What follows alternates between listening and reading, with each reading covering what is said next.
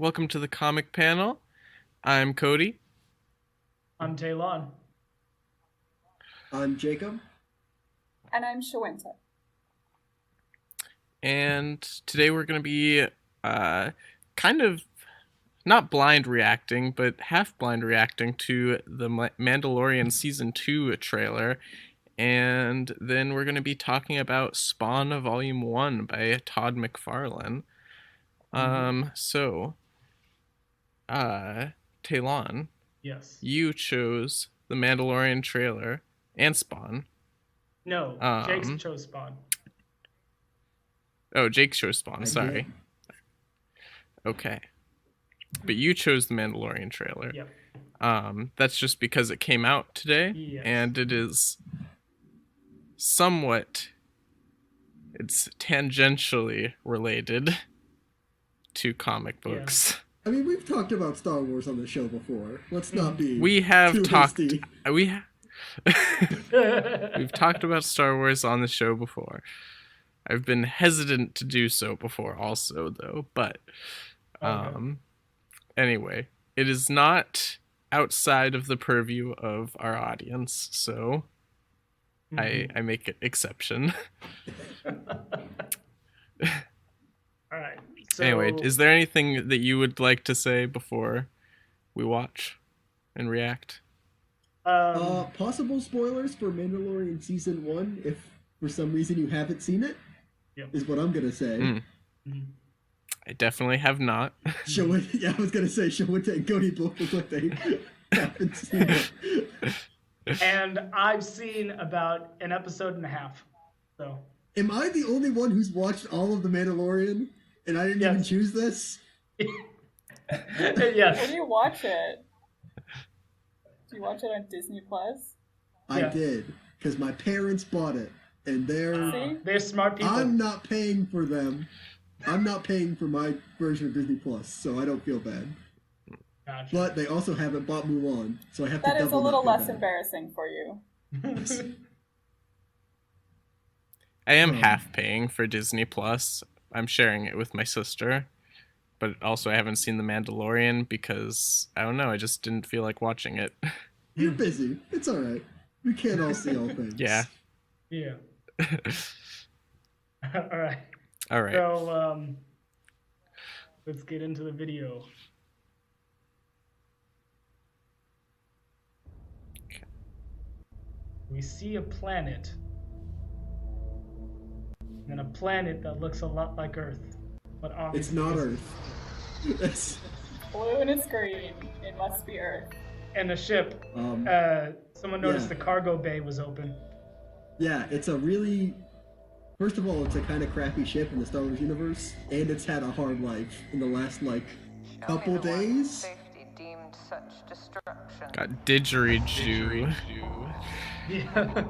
You must reunite it with its own kind. Where?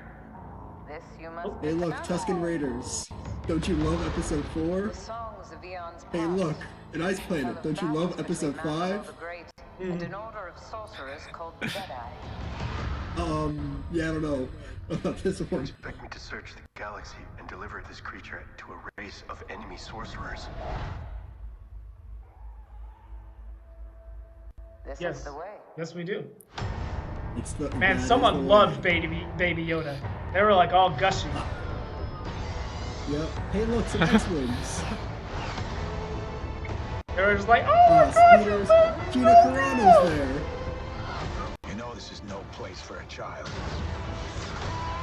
Is he referring to He goes. Yoda, baby? It's not Yoda. Baby Yoda. There we it's go. It's not Yoda. Sorry, Baby Yoda. It's just called the child. It's not Yoda. They were like, oh my gosh, he got scared and pressed the button! This is the way. Now this is the way of the way of the Force? Way, or? No, the way of as in the the Mandalorian. direction. The way of the Mandalorian. This is the way, is it like... Okay, so, again, spoilers for the Mandalorian, but to explain, I'll have to go into... Mandalorian has been retconned to not be, a full-on race. it is like a collection of different races who live together as Mandalorians.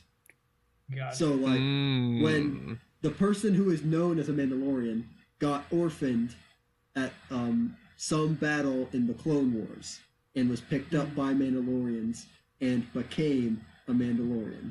And so when they say this is the way, they're talking about this is the Mandalorian way. Gotcha. So, like, jumping ahead, like, there's, like, so let's say that this series gets, like, carried into, like, you know, season 5, season 6, you know? And, like, you know, every show ends up doing a time jump for some reason. Like, we're basically gonna see, like, whatever race Yoda is, because nobody actually knows what the name of that is. There's just gonna be, like, a Yoda Mandalorian. That's what's gonna happen, right? Like, that just makes sense. Oh, Yes, gotcha. it seems to be that is the ultimate end result of this. A killer Yoda. Yeah. That's a terrible idea. Oh. I mean, it seems to be giving people what they want, more Baby Yoda. Yeah. Yeah. Being cute. Yeah. In terrifying situations. I don't get it. I really don't. Like the person that was reviewing this that I saw, she was like, "Oh my gosh, it's Baby Yoda! Oh cute!" I was like, I don't understand. I mean, he's really cute, but I don't think this trailer was that cute. I mean, the No. trailer was... And also, like, he's been overused to the point where somebody was saying, like, he's the new Minion meme or whatever. I was like, yeah. Okay. Yeah, I can see it. Not as much taken over by Facebook moms, but it's getting to that point where it feels that way. Gotcha. Yeah. I mean, he could easily become the new Minions. Yeah, I mean, like, he definitely could have, like, if Disney was more prepared, like, off the bat, but, like, for the first, like, 3 months after Mandalorian came out, and people were like, man, Baby Yoda's super cute, like, there was no official merch that you could buy, because Disney did not foresee at all that Baby Yoda would be, like, as big of a thing. Which is weird, Literally. because they have the Ewoks, like, is that right? It's incredibly weird, because, like, They're every other Disney. thing they make to be, like, super profitable and super marketable, but the one thing that came out, like, originally that was super profitable and marketable, they didn't do anything with. They create some. They're planning a show which has a cute little creature in it, and they didn't think to like prepare. Not even for a second, apparently.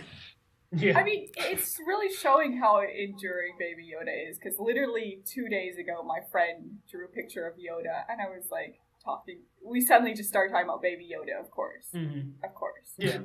And he's like, Yeah. send me your favorite Baby Yoda memes. And so I was like, oh crap, it's been a while. I forgot about Baby Yoda because it's been a while. So I looked them up, and some of the memes are so dumb and so boring. Yeah. Just slap Yeah. any text on Baby Yoda picture, and it's cute how, violent text or whatever. Because it's a juxtaposition. Also, I'm just gonna say now that Saga's better than Star Wars. They're very comparable stories, and it's better. I have not read Saga. I would say, Cody. from what I have read of Saga, I do not agree, but also... I will say that's a very controversial opinion. That I don't You're gently feel easing into that. 100% confident in supporting, even though Saga is very, very good. He's not running for office. He's just supporting his decision and opinion. Yeah, like, I mean, honestly, this could totally be, or The Mandalorian could be, I don't even remember the bounty hunter's name because it's been a while since I read Boba Fett. Saga, but no, not Boba Fett, the bounty hunter in Saga. I thought it was something Boba. That's No, Star it Wars. It's- Wait, what? I thought we were talking about Star Wars. He's talking No, about the one in- Saga. Oh, Yeah. Okay. All right, gotcha. I mean, both. Okay. Okay. All right. Yeah. Gotcha. Go ahead. But anyway, so it could be that guy and Lying Cat and the little girl. Right. Oh, okay. I know his name started with "the." And I'm all like, yeah, the Will, that's his name. Got it. Yeah, but I don't think See, and it would the difference is I don't think Disney owns Saga. There's your problem. no, they don't. Mm. And yeah, giant also corporation. also Brian K. Vaughan is like pretty against having a Saga adaptation, I guess. He wants to keep it strictly comics, and I'm like, but it's so good. I want to see more. I should say, I don't know why I defended Star Wars when, like, it's only the potential of Star Wars that I like. Like, everything I've watched or read so far has always been like, doesn't live up to the potential.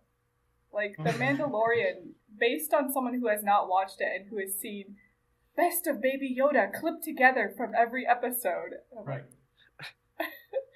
Like, I don't know if there's anything really going on in these episodes other than, do I give up the child? Is Baby Yoda okay? Baby Yoda's okay now. I mean, okay, so two things about Mandalorian from having watched all of it. Gina Carano is pretty good.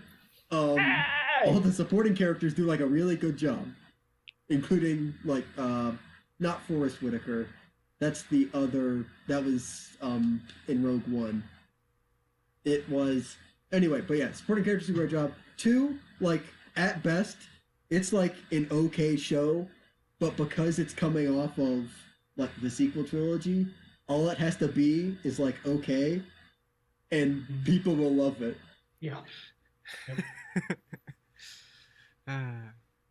So, yeah, speaking of Star Wars stories I still haven't seen Rise of Skywalker. Don't.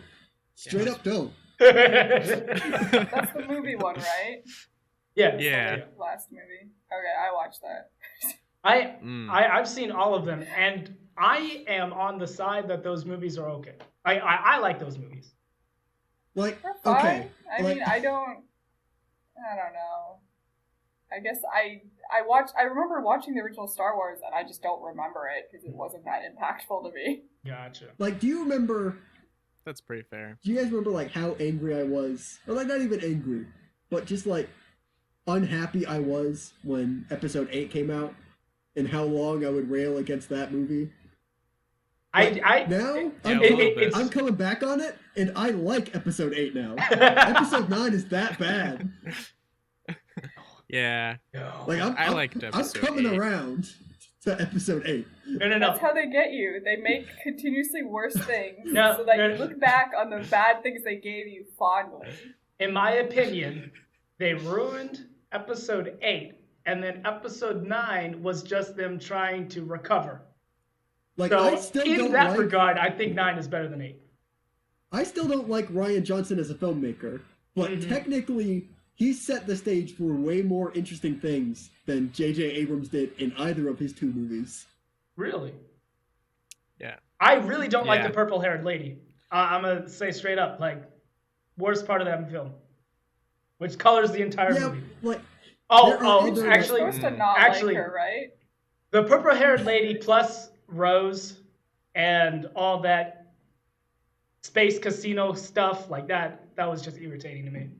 Yeah, like the Act 2 into Act 3 of that movie is kind of like bad, but like there are good things with like, hey, maybe the story of Star Wars isn't just generic good versus bad. Hey, maybe anybody can be a Jedi. It's not a weird like bloodlines thing. I totally like they were totally gonna do something with Finn more, right? Like the whole Jedi thing and his Force thing, and then it's just like nothing happened. I think that's the biggest disappointment to me. They stressed that hard in the 7. I was like, oh, is he gonna be able to use the Force when he comes back? Nothing. Yeah, and I guess like it just ends up mostly like I like failed potential more than straight up like not addressing things in your movie that you yourself bring up in like about Episode 9. Like it was just there's too much to get into about it, especially in our Spawn episode. Yes. So going back Yeah. to the trailer of The Mandalorian, what did we like about it?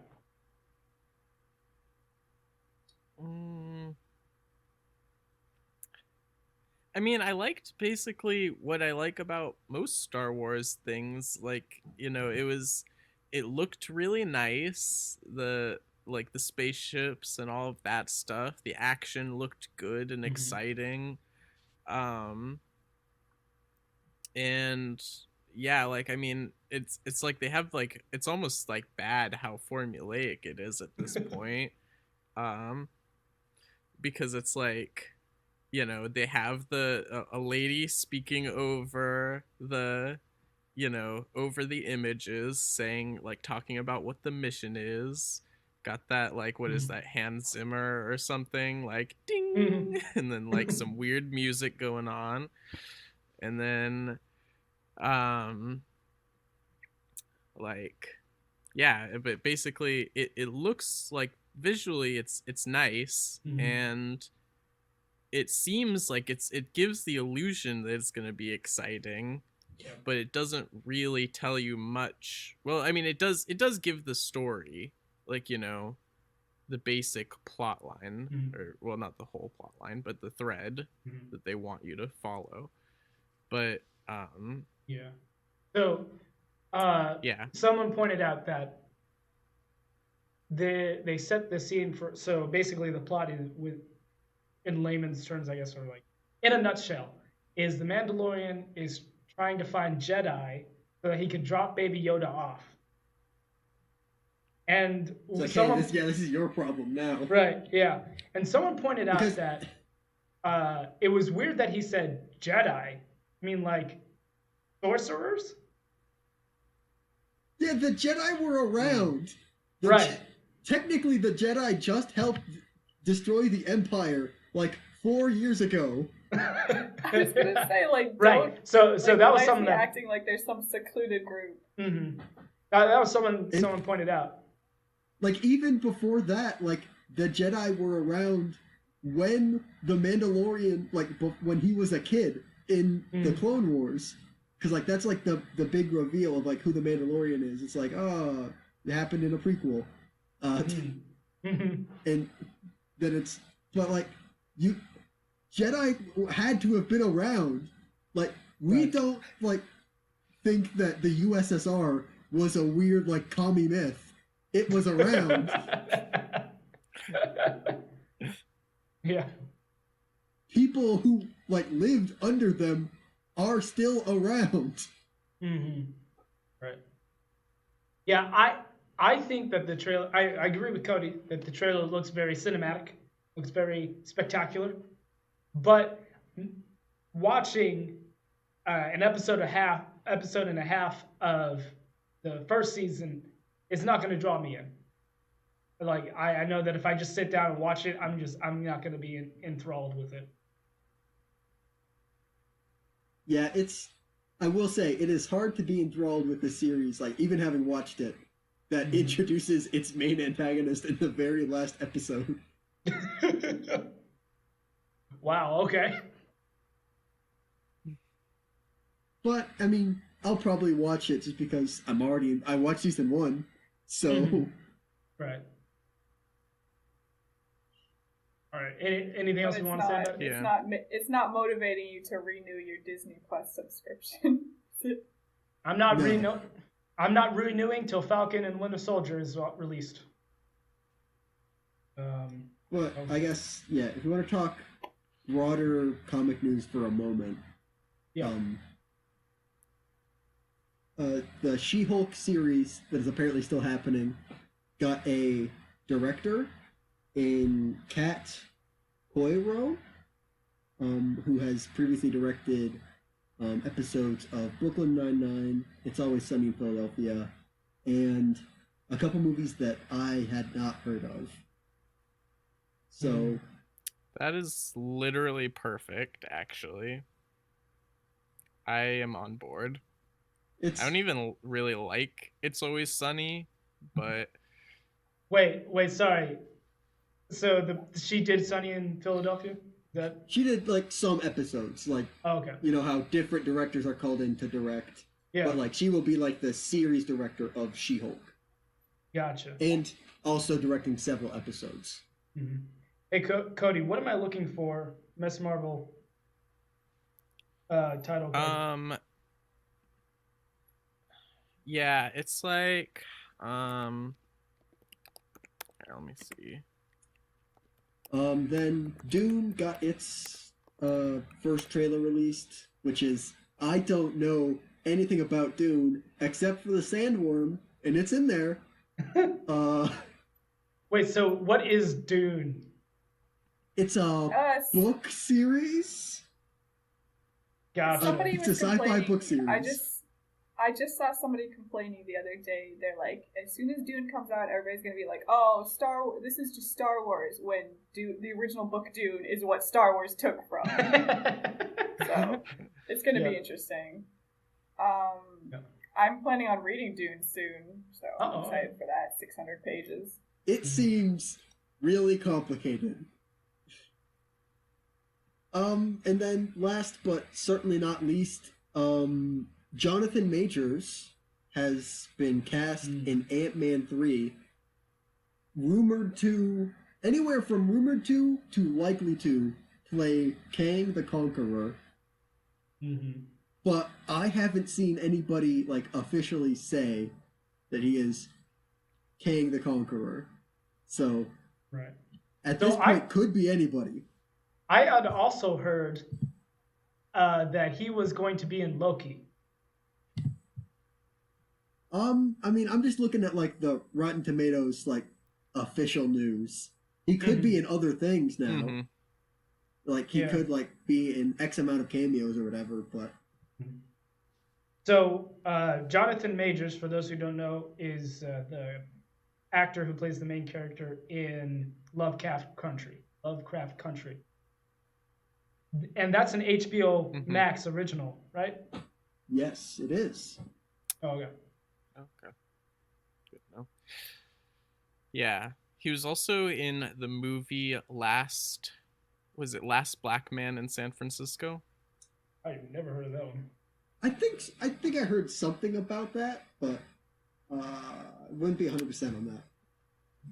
Yeah, I'm pretty sure that's what the title was, and I looked at his filmography, but yeah, it was it was recent, and it was supposed to be pretty good. I wanted to check it out. I just haven't yet. Yeah, that's the title. Okay, cool. Also, I have the video of the Miss Marvel thing I was talking about up, so I'll let you guys watch that real quick. It's pretty short because it's just a title card, you know.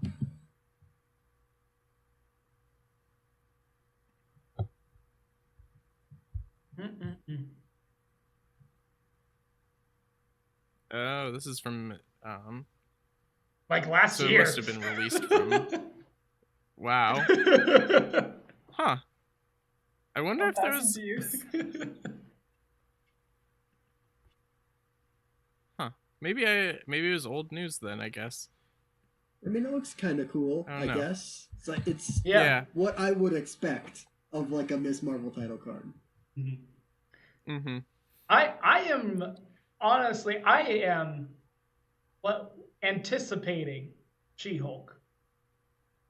Like, I don't want to say I'm too excited, but I'm interested to see what it is about. Yeah, I mean, obviously, other than like if it can strike a middle ground between, it does seem like the director Kat Coiro is a more comedy focused director. So if it can strike a middle ground between like regular MCU comedy and like Daredevil, just because I only say Daredevil because they're also lawyers. If they can strike a middle ground like between there, then I'll be pretty happy with it. Yeah, that is a very like that is a turnoff to hear that she's a more comedy focused. I was like, I mean, that's You it can seems only like take it's so her much. thing. And like, I like It's Always Sunny and Brooklyn Nine-Nine, so like, Oh, that kind of like high energy comedy is something that I do enjoy. But like, it's Mm-hmm. I guess it depends on how they market She-Hulk, because like if they come out and say like it's a weird middle ground between like those two and also like Unbreakable Kimmy Schmidt, like I'll be all for it. Like if you like go forward with saying like it's a comedy, it's not gonna, you know, not that comedy is inherently like a lesser form of drama, but like just like MCU stuff doesn't land for me because it tries to like put a comedy and then drama and then comedy and doesn't let any of it breathe. Gotcha. If they just let it be a more standard comedy, then I think it'll be fine. Yeah, it's also important to remember that like the original She-Hulk series was like the first Marvel comic to usher in like fourth wall breaking in a character, like before Deadpool. Yeah. So it was pretty comedy focused, you know. Gotcha. I mean, it wasn't just doing it like, I mean, I guess I should say it was doing it for the purpose of comedy, you know, because like Animal Man also did fourth wall breaking, but that was to put the reader off. Oh yeah. But yeah. Anyway, though, so yeah. So I guess yeah. Unless anybody else has anything that they want to say, move on to Spawn. I mean, yeah, we can do Spawn. I know I should be more excited because I chose it, but man, these 6 issues, yeah, like nothing happened in these 6 issues. Yeah. Oh, I'm so glad I'm not the only one who thought that. Yeah. What'd you think, Shawenta? I was really enjoying like reading a lot of text actually for the first 2 or 3 issues, and then it became like, oh, there's more. There's more, huh? Yeah, no, they stinked for me, you know? Yeah, it was like it was a weird juxtaposition because like the intro of the book, the like intro on the back, the like author's word, like everything says like Spawn is the most successful independent comic ever launched, and I'm like, then I read the first 6 issues. Yeah. How was it ever successful? Okay, I feel like every time I read anything from Spawn, I was like, I'm thinking of something that I've read already, and I think that's probably like it influenced that rather than like, so it was unique for its time, but like a little bit. I thought that I was very surprised. So how I compared Spawn would be like if Peter Parker lived in Gotham.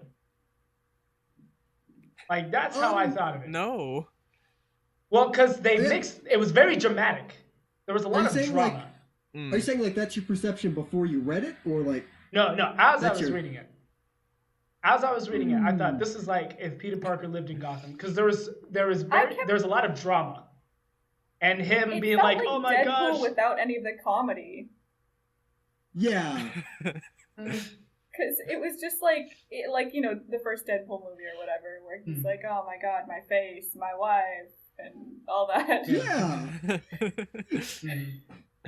Without any of the funny parts. There was a lot of drama, and it was not even exciting drama. It was just like, oh my gosh, I can't believe 5 years of my life is gone. Where's my wife? I'm like, I do like where he's like, oh, she's so hot, and they keep showing that like one picture of her that's like not that well drawn. But then when you see her, though, that's another story. I was gonna say, yes, once you actually get to see her in the flesh, you're like, oh, I can see. She's pretty. Yeah. I guess it's like more of a indictment of all other comics that were being released at this time. That Spawn was super successful. For context, this comic was released in 1992. So yeah, I believe this predates all of us, right? Yeah. Because like I'm 99, like everybody else, like I'm pretty sure. Yeah, pretty sure this predates all of us. So maybe we're just out of touch. We're just kids who don't get it. Maybe that's why. What? But Yeah. I mean, okay, I've never but been here's married, but I don't relate to a man being like, she's happy, she's wife. remarried, and she has a kid. Oh, she's so happy without me. Like, get over it. I know. Oh my goodness. Also, like Todd McFarlane in one of the little like, excerpts from his interview with Miller World that's like, in between the issues, he was all like, this is like, just as good as like any comic that's been released in the last 13 years. Yeah. That's 1979 to 1992. And I'm like, no, you're wrong. He's like, so I he's didn't like, want to that's put. including. I didn't want to put That would be anybody including. down. So like, I mean, the art's really good. I like the art, Yeah. especially Yeah. like I at don't the- at the normally back- like that kind of art, yeah, but like with the colors, it really made it work. It's interesting you mentioned the colors because like there were a couple of the covers at the very back that they include in black and white, and I think the black and white is more effective. Well, the covers, like when there's a ton of black, but they seem to go with like these really scribbly thin lines for a lot of the comic panels, and those ones just aren't super interesting to me unless they have the color. I guess that's true. But yeah, so like past 13 years from this would include Dark Knight Returns, Watchmen, I'm sure there are others, but those are the two like right off the top. Patting himself Yeah, on the back. Frank Miller's Daredevil. Oh no. Yeah, it would include let's see here, like there's like there's John Byrne's work on Fantastic Four, which I talked about him not being a good person, but he did like do a successful Fantastic Four run. There was a bunch of like really good Marvel and really good DC stuff. It's like, Did Dark Knight Returns come out yet? yeah. Yeah, that was in Okay. like the 80s. So... Yeah, 86 it says. And this made me think a lot like of the same thing with like the news coverage and stuff, but like it never kind of went anywhere. Yeah, I thought that was weird. I think that he would really just use that for exposition. I mean that. Yeah, and that's like He's very obviously he has the 3 different news people, so he's Right. trying to do like this comparison of how people perceive events and their priorities and whatever, like that being fed back to the general populace. But like I don't think anything ever happens with that really. Yeah. It is definitely like a poor man's version of like those intercuts of like the news anchors from The Dark Knight Returns. Especially because it didn't even serve the same purpose, which I mean, like maybe that was like, intentional in some way because, you don't want to really be seen like you're ripping off the idea all the way. But like, in The Dark Knight Rises, at least the feeling that I got, was that it was like, this is like the overwhelmingness of 24/7 media, like it's all like all of these different events happening and like, just like how like overwhelming it is, to see. Yeah, I was gonna say, like, I think that's because it's like this isolated element he took as compared to like all the different elements in The Dark Knight Returns, like adding up to that too. Right. Yeah.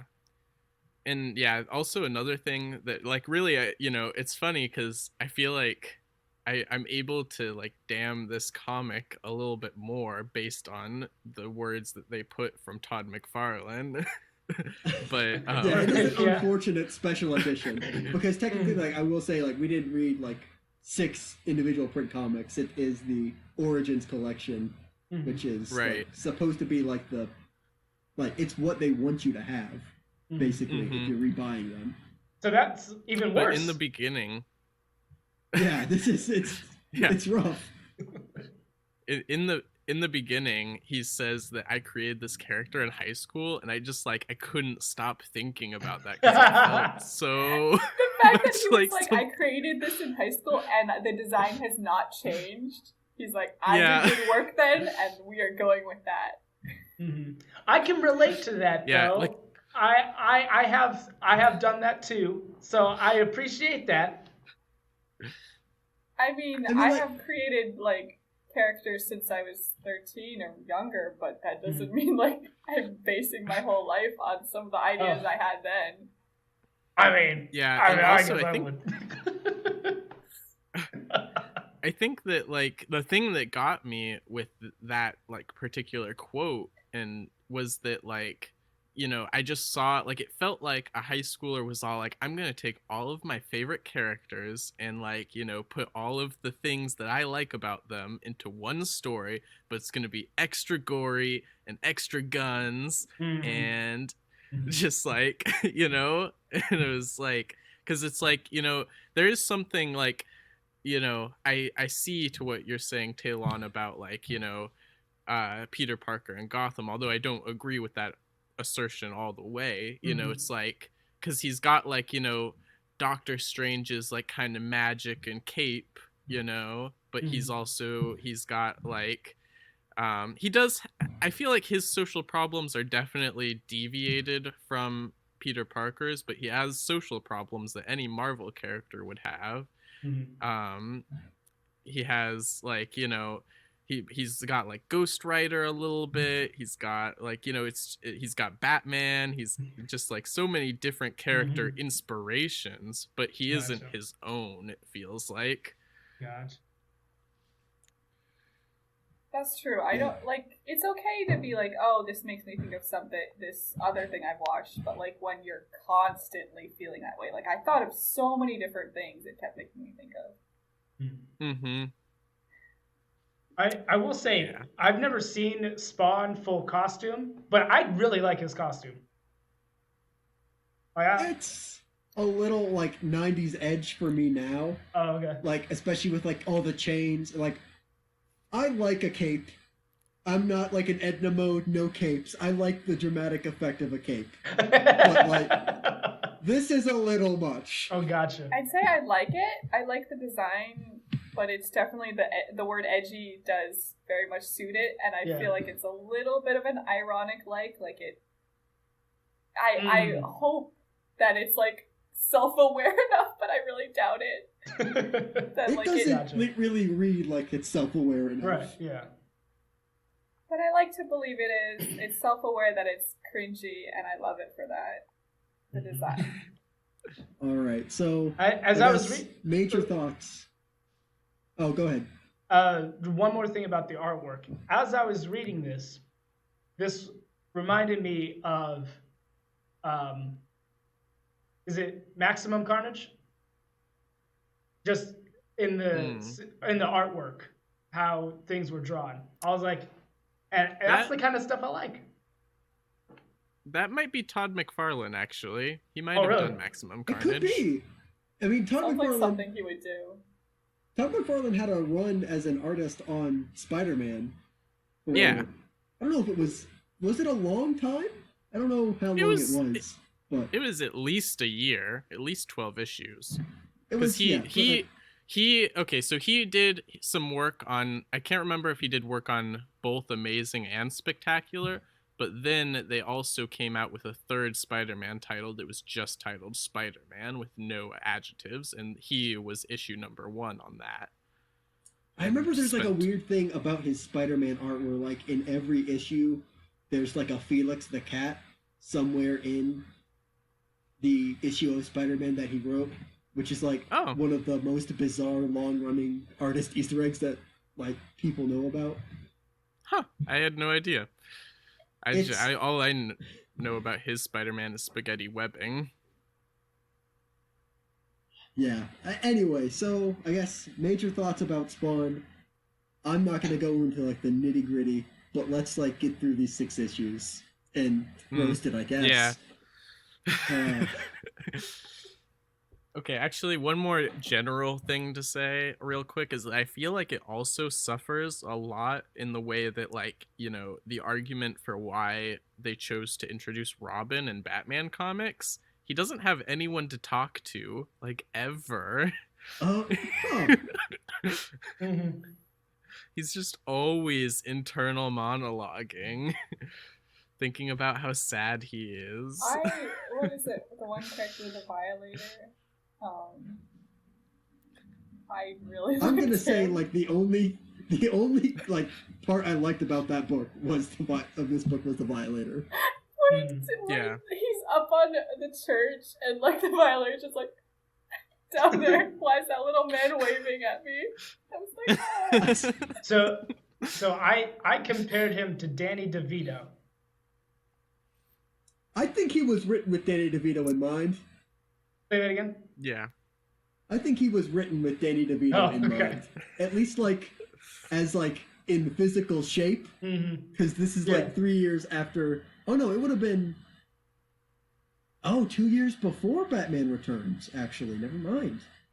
I was gonna say because he looks like Danny DeVito, like as the Penguin in Batman Returns. Mm-hmm. Except that was in 1994, I believe. So that would have been after this came out. So I would have been wrong saying that.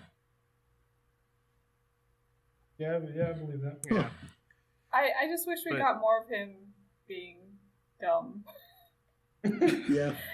Yeah. Where he's practicing his speech with the cat, and I'm gonna almost rip out his spine, and I'll tell him, you know, to beg for mercy or something. And then he gets to him, and he's just like, anyway, I'm gonna rip out your spine. And he's just like super short compared to him. Well, so So cute. Google says that Batman Returns came out in '92, but I still don't think that's soon enough for him to I make guess this it would have been character. about the same time. Yeah. Yeah. Yeah, he made this in high school. But then Yeah. when you, Oh yeah. Also, okay. One more question. Hmm. Does this take place in the Invincible universe too? No. No? No. No. I don't think so. Okay.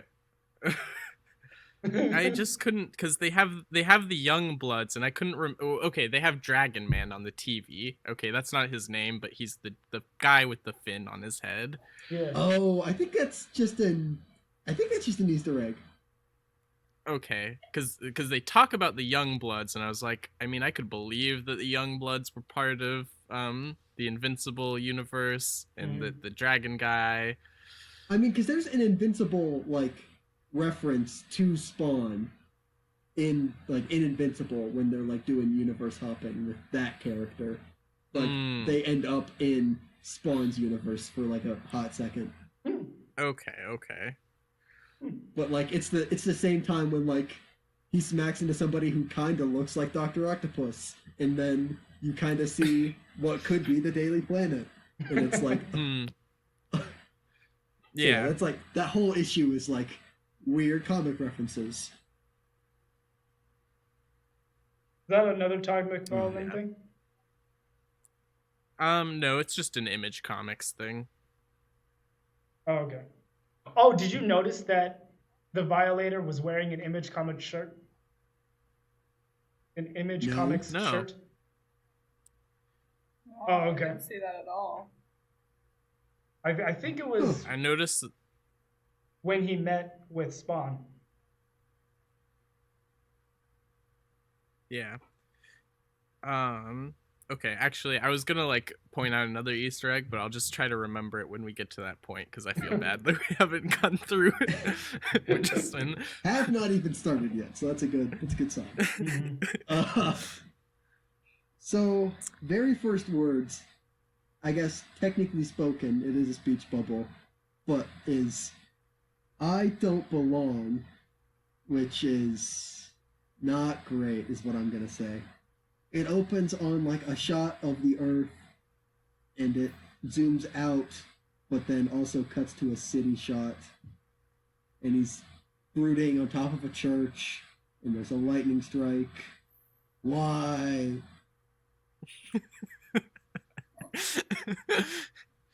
Uh, it's You guys really Batman. don't like this book. Batman and Daredevil. Yeah. You're Yeah, I right. think superhero movie from 2004 or 2006 like parodied that scene. Yeah. Oh, that Well, one. well, it was also the cover Yeah. of Born Again, right? Maybe. I'm just saying, like, even at the time that this came out, by the time Hollywood recognized something as played out, it is beyond played out. Okay. So, like, I'm gonna say, like, Todd McFarlane, like, should have known better than to brood on top of a church. Okay. Yeah.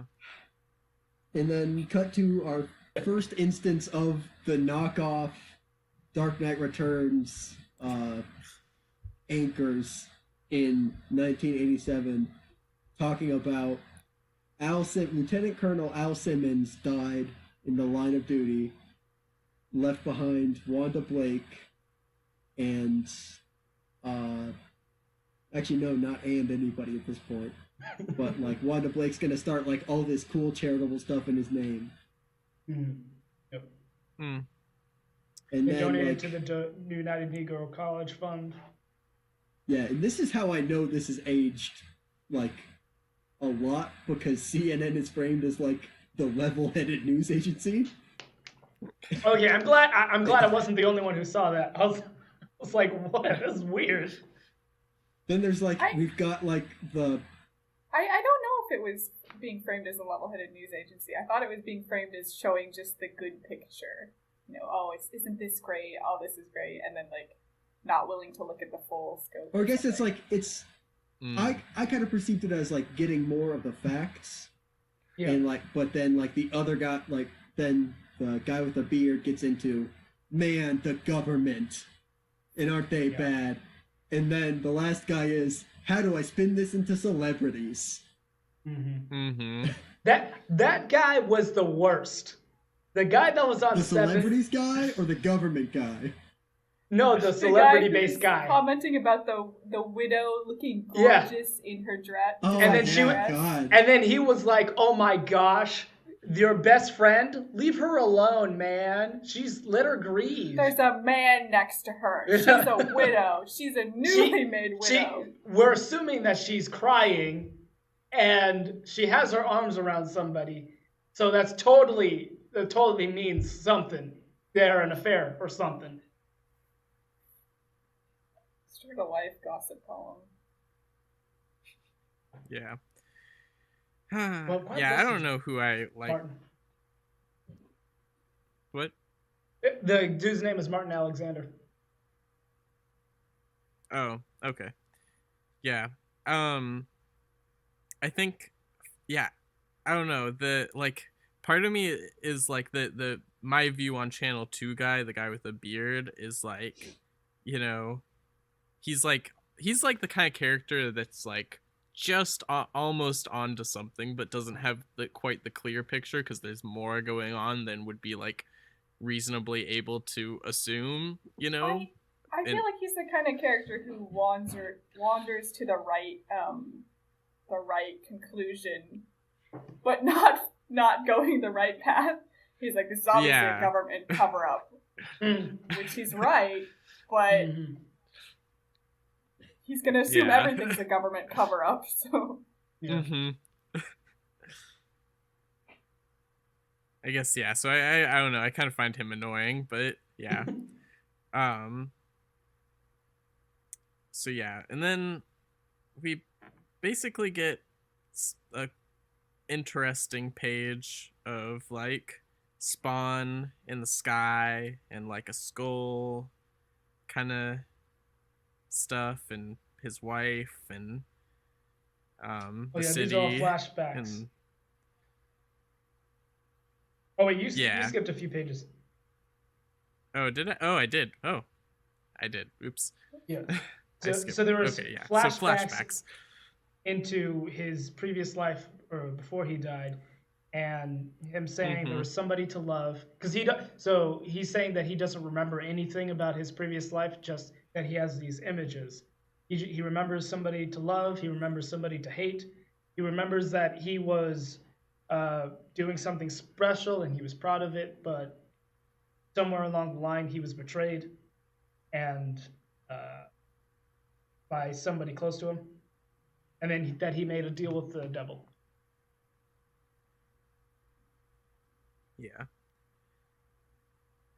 Yeah, also, um yeah, the picture that they use in like these scenes of his wife, that reminds me of Death from Sandman a little bit. It's not the same cuz she like, she has like definitely more of a punk look in Sandman, but I feel like I've seen an iteration that looks something more like that. And it's just kind of weird. Like it's totally different than, her 5 years later look, I guess. Yeah. But Well, she was 5 years younger. Those kids don't know what to do. I guess so. But yeah, anyway, like going back to the page that I accidentally skipped ahead on. Yeah, there's a lot going on this scene. I don't like okay, so they will explain the timer and stuff, but not very well because it's I not still a don't know. timer. It's a power level. It's how much energy, magic stuff Oh. that he has. But I did not like, get that at all. why? Yeah, I wouldn't expect you to. It's confusing.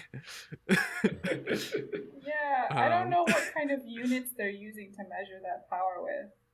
And that's, I think, what really threw me off. Because you have a timer and you have numbers, so obviously I'm going to assume it's time. Yeah.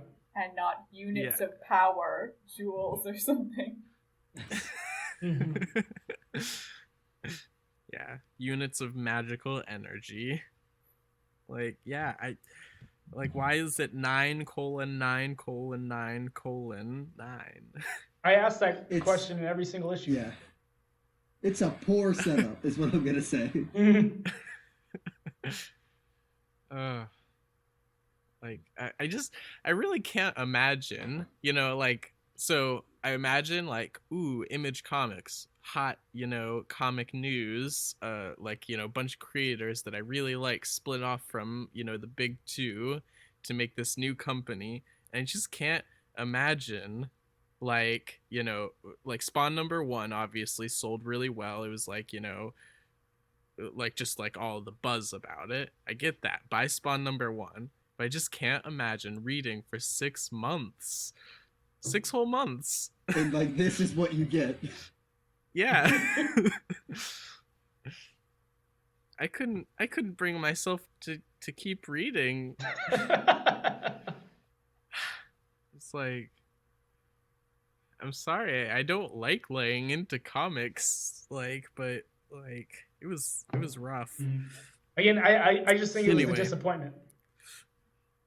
Yeah. So like after the first shot of the timer, you get another shot. It's like a headshot of Spawn with the timer at the top.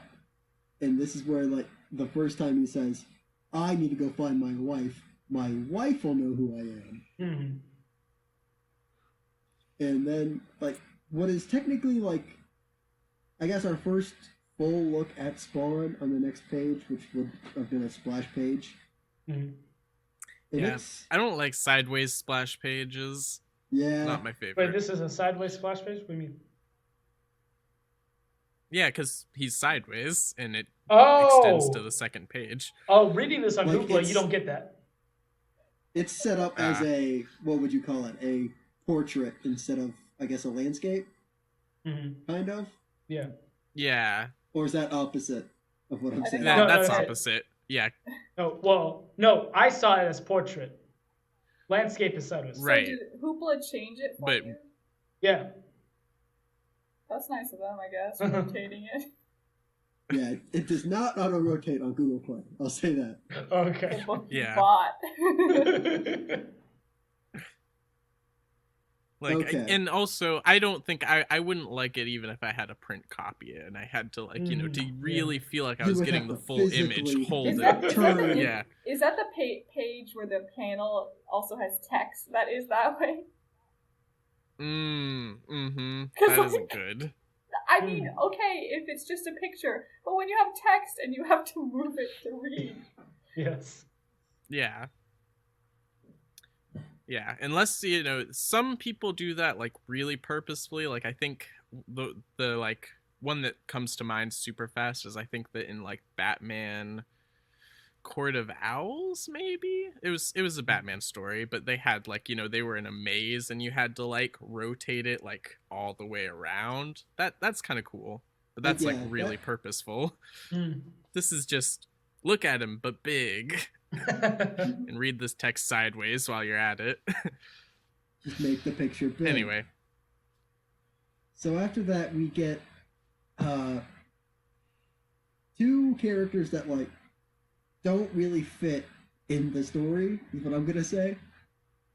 Because we just meet two cops who are talking about these weird mob murders where the mobster's heart was taken out and then they were thrown out of a building.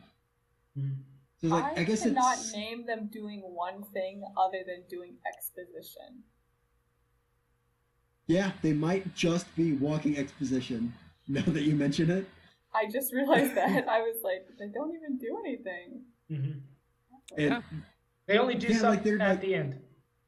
Or like issue they 5. are like basic cop duo number 3, where it's the skinny guy and the big guy, the big kind of fat guy. Mm-hmm. And Yeah. one's kind of by the book and one's a little too wild, and it's like so We don't boring. We don't even get the big dude's name until issue 5. Oh, I yeah, don't and remember it. It's Sam Burke. I was like, How memorable. wait, you waited that long to tell us? I just had to name him Big Yeah. Dude Who Smokes. Yeah, Mhm. it's Because it every might time as we well see him, be what he's he's smoking. Yeah, it's yeah, not great. Yeah, also it's like, you know, I feel like other than exposition, they're like setting them up to be like secondary antagonists because they're going to not understand that it's the Violator and other demons that are causing problems, and they're going to think it's Spawn and blah blah blah. Yeah. You know, they're basically like J. Jonah Jameson, Thaddeus Thunderbolt Ross, whatever, humans who don't understand the underpinnings of this superhero magic world and want to blame the superhero magic person. Well, the one good superhero magic person. well, Right. I mean, technically, they don't even know who Spawn is. They don't even know that that's who they're looking for. Right, but they are, and it isn't. They're looking for the Violator, but, you know, they're going to think that it's Spawn in later issues after issue 6. But honestly, like, why even introduce them in the first issue if it's going to take that long? Although I will Like- push back on that because Spawn basically gave Sam a present hanging from the roof. That and so I'm What are you thinking pushing back on? that'll be the Oh, start with that- of The dead serial killer, yeah. but That'll be the start I mean, of a that's- relationship. there's a 50-50 on that. With they already don't like people taking justice into their own hands with killing mob bosses, and Right. while technically I will say serial killers are worse than mob bosses, I don't think that like they'll make the moral choice there where it's like we'll take the stand with the one who was killed by the good guy when I mean, you the don't know mob anything about it. bosses. The mob bosses assume Spawn is the one who's been doing this later on. So why would the police think any different? Well, I mean, I'm assuming that the police don't have any connection with the mob boss. I mean, I don't know. Maybe that's true.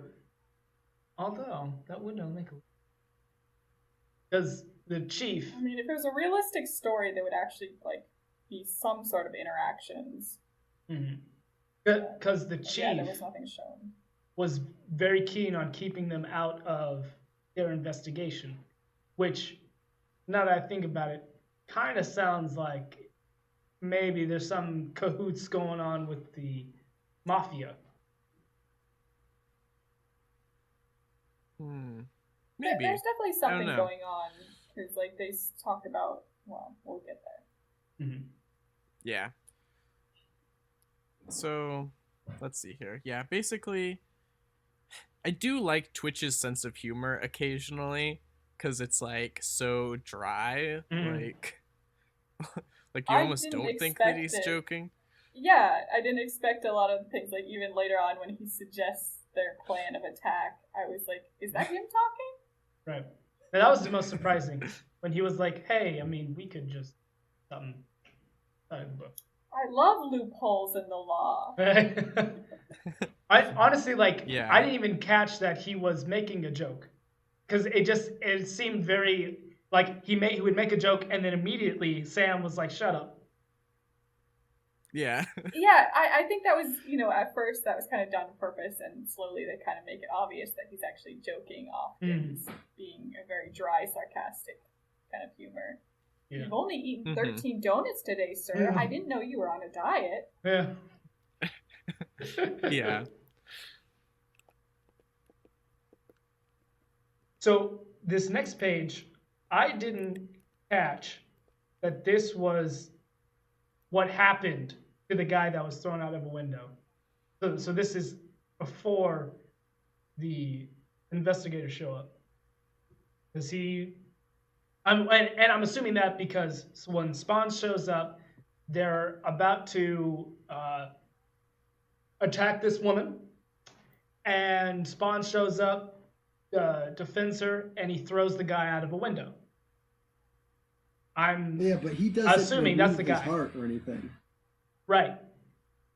So my thought. So you're saying.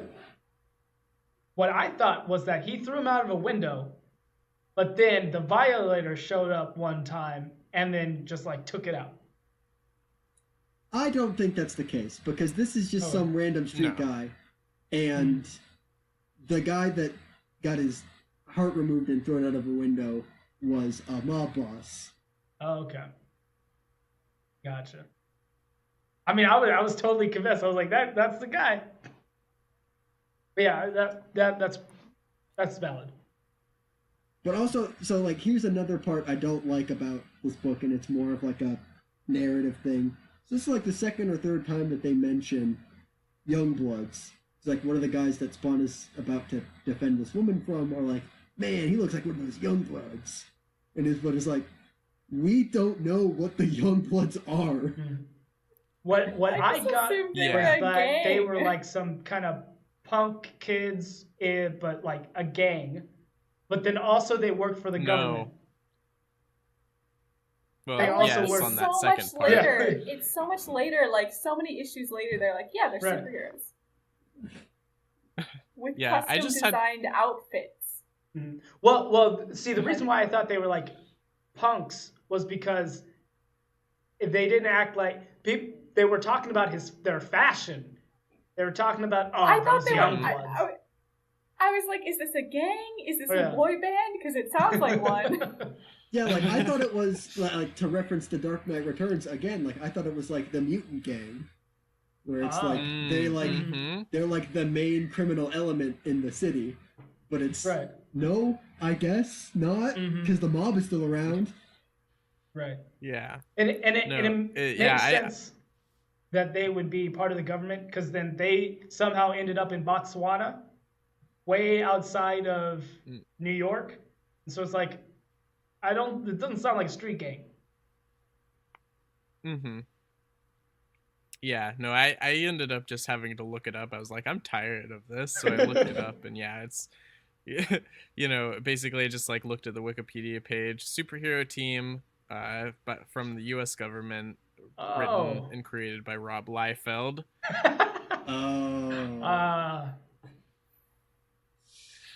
Yeah.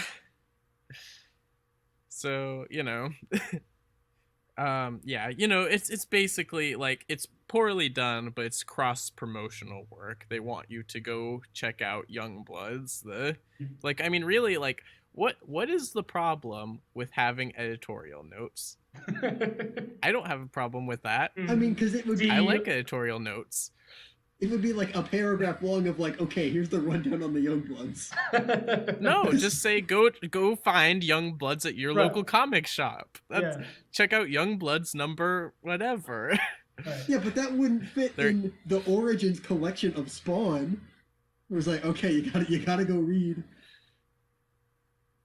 So- You don't Youngbloods have number to. 1 So to are you saying that they understand was who there the Youngbloods originally? are. No, I don't know if it was there originally. I doubt it, because I think at this point they didn't have, like, computer imaging technology that they were Mhm. using to like, take away a layer of editorial notes. Gotcha. I mean, there is other ways to reproduce the image to get rid of stuff, but I just doubt that they would do that, basically. But Yeah. no, I just think that they should have it, and I don't think I wouldn't feel like, oh, I need to go read Youngblood's number whatever, Mhm. in order to understand Spawn. It's just a way of advertising. They're all like, hey, these are all new series. We're a new comic book company. Check out our other stuff. You might like it. It kind of ties into this, but it's not a tie-in. Right. But I don't know. That's just me, I guess. That makes me sad if that's true. But I just thought it was an element they were gonna bring in super later. I kept waiting for them to show up. Mhm. Yeah, I mean, I think that they probably will tie in eventually too. Like, I think that there will be, but Mhm. I just at this point, they're just all like, hey, we have this universe. They have to establish a connection before they actually, like, I guess they don't have to. They could have just brought in a Youngblood immediately. Gotcha. I don't know. Mhm. You know what I was annoyed with? Yeah. Also, I thought. Oh, here you go. Oh, what? Okay. I was just gonna say that basically I thought that we were going to see, because I didn't look it up and see when it happens, but at some point Todd McFarlane relinquished, like, writing to, like, guest writers, and so there was, like, a bunch of people like Neil Gaiman and Alan Moore and, like, a bunch of people, and they all made characters in those issues, and then, like, of course, like, Image Comics was created to not have these legal problems, but they all ran into legal problems. That sounds like a So that sounds like a huge legal problem, just like from square one. Like, why don't you Yeah. come on Yeah. to our comic and then you make your own character? Mhm. yeah, Yeah, it was that's so weird. yeah, that's how Angela, she started in Spawn, but then went to Thor in Marvel Comics. And there's also, I think there's Medieval Spawn. That one is in legal limbo. Yeah, Wow. it's great. Why you would sacrifice I your expected creative to- vision? I guess we'll never see Spawn 1602. Yeah, I mean, there's a good story about it where, like, Neil Gaiman basically was like, he basically created the Comic Book Legal Defense Fund, more or less, and, like, he made a bunch of money and, like, a bunch of deals and stuff. He like I think 1602, Marvel 1602, right? That's the story. Yes. It's like weird that one, medieval Marvel, yeah. He wrote that to fund his legal Huh. battles. Like, that's, like, specifically the story behind why he wrote that. Interesting. It's funny that you brought that up. Huh. Interesting.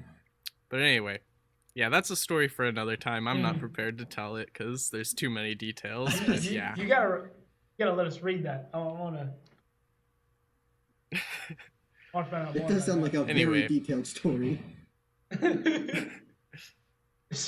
So what I So- was annoyed with was that the woman that he saved from those guys, he later is like, man, I wonder what happened to her. and then nothing else. I was like, wait, like, you brought her up I after do she like- was gone. You must be saying something. I do like where like he's like, "Are you okay?" And she's like still scared and freak out mode or whatever, even though he just saved her because she doesn't know who to trust. And then he's like, "Oh God, my memories!" And he falls over, and she's like, "It's okay now. You're fine." Like, She's in the right state of mind to do that. Like the fact that like he was probably out for. I assumed he was out for so long and like so like off his head that she was like able to regain composure and be like the one who's trying to be like comforting to him. Gotcha. I mean, Yeah. it was interesting reversal. I mean, that scene definitely just made me think of RoboCop. So Of what? RoboCop. Oh, gotcha. Yeah. But I mean, it's a popular scene in a ton of different stuff. Gotcha. Mm-hmm. I didn't expect Todd McFarlane to like kind of infantilize his character. Like, I mean, it's okay to like, like be at a moment of like, like emotional overwhelmedness, I guess. I don't know what to call it really, but like that's okay for like a character, even a cool character to be, but I just wouldn't expect it from him, Oh, gotcha. So that was kind of interesting, I guess. Gotcha. I mean, I didn't know Todd McFarlane, so I mean, I didn't have that. I mean, I don't know a lot about his writing, I'll be honest, but just based on what I've seen here, Gotcha. that was a slightly unexpected turn. I was like, oh, okay, he's gonna get like a little cuddle because he's sad. But yeah, so her comforting him, and then him later being like, "Damn, hope she's okay." Keeps on walking. Yeah. Like, you have powers. You could just like go look around. It's not like he has a schedule to stick to. No, yeah. Yeah, so after he starts crying, I don't really understand this. I don't know if it's a time skip or... So, like, the first time we saw the news anchors, it said it was 1987. Right. And now, this time we're seeing the news anchors, it says it's 1992, but they are referencing events that are currently happening in what we just read. Yeah, no. So, yeah, Spawn only comes to Earth after being dead in 1992. The news anchors in the 1997 were only there to show the events that were like what was going on Earth in 1990. I see. 1987. I see. That's even worse. The Spawn was not. Okay, so he keeps expositioning that it's been 5 years since my death. But they really didn't establish well that, like, right. Because they have the funeral shown. And they have that in there. But then at the same time, we've already seen Spawn. Yeah. I didn't even realize that. Man, well, he said it took 5 years out of his life, but you were dead. I'm like, what do you mean? Yeah. It's yeah, like, I mean, honestly, at this point he might as well be a different person. Like, he has such a different set of circumstances. So right. It's like, yeah, it is kind of silly to be like 5 years from my life. I'm like, no, dude, you got reborn. you got infinitely more life than you would have had. Yeah. Man, and I wasn't mortified when he took off his mask. Like, skipping ahead. Oh, so yeah, no. After the news anchor, he's like, he becomes all woe was me.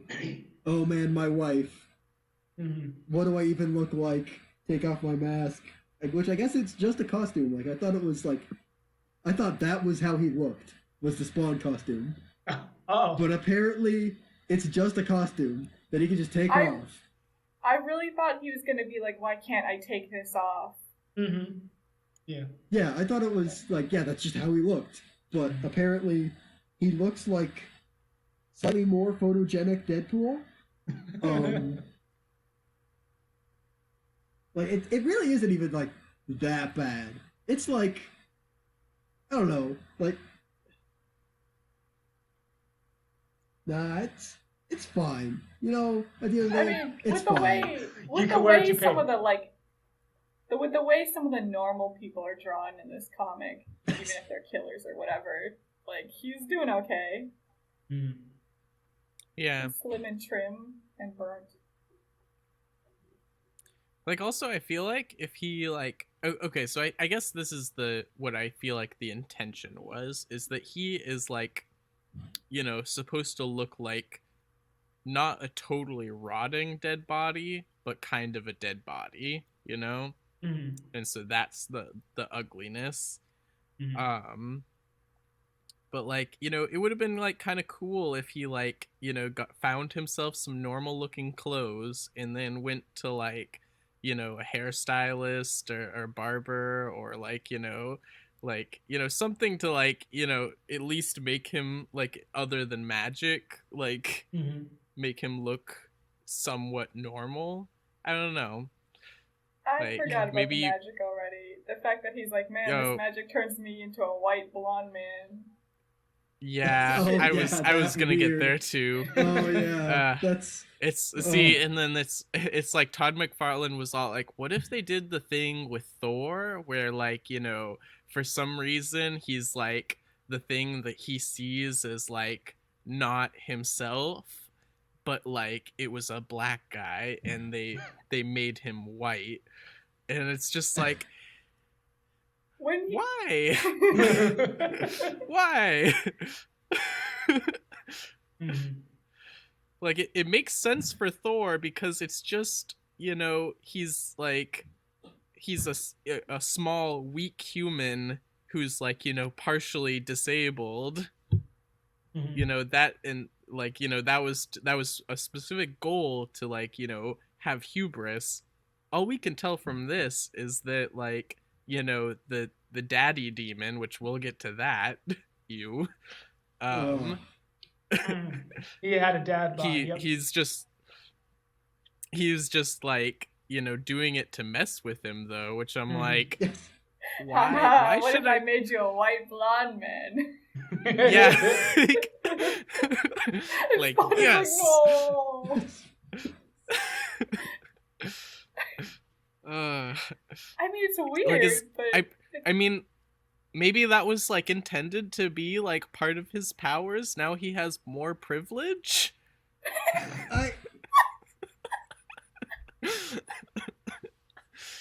I think it's just as surface level as like what I think the demon says later is like he doesn't have his life anymore, to like the nth degree of you can't even be in the race you are, is how much of your life you don't have. Mm-hmm. But like I don't know what that gains the demon other than gotcha. Yeah. and I mean, it really works on Spawn. Think about it He's this. really unhappy. To give Todd McFarlane a little bit more credit, there is the demon does want him to go like full evil, because that means it's like, hey, more power to me. So he would mess with Al to make him even more insane. Hmm. I think that's too much credit. I'm gonna say that's too much credit. I mean, I'm just surprised by the fact that it works so well on him. He really is being traumatized by this. It's not like he doesn't even have to like. Although, go if out. I was going to go with an evil disguise, it would probably be white. I was gonna say, like, I thought that's where you were going, Taylor. No. I mean, the thing He is, wanted like, him to be more evil and able to get away with more stuff, so he made him white.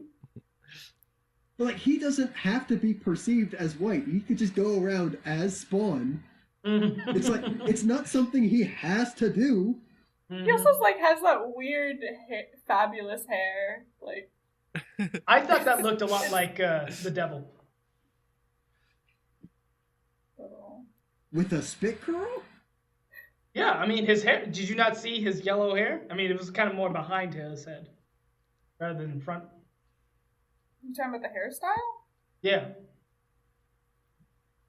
I kind of feel like Todd McFarlane just likes that hairstyle because like there's so many characters with like very similar variants of that hairstyle. I was like, can you draw one thing? See, like when I think of like the devil, I do think of like slicked back hair. Well, I'm talking about maybe his that's version. just me. Kinda, I guess. So, anyway, back to after Spawn discovers he's kind of burnt up. We get Charred. the cops again. They give out some more exposition, and then it's like that classic last panel. More's going on. It's a ugly-looking demon who is implied to have power over Spawn, and that's somehow we've only gotten to the end of the first issue. Also, I want to say I'm really glad that like the character design for Venom came out so well because like I feel like it could have been like these demons and man, that character I think would not have as much lasting staying power if it looked like these demons did. But like, you know, cuz they just look like worse Venom, you know? Yeah, you're pretty right. I was trying to think of what Spawn's mask looks like.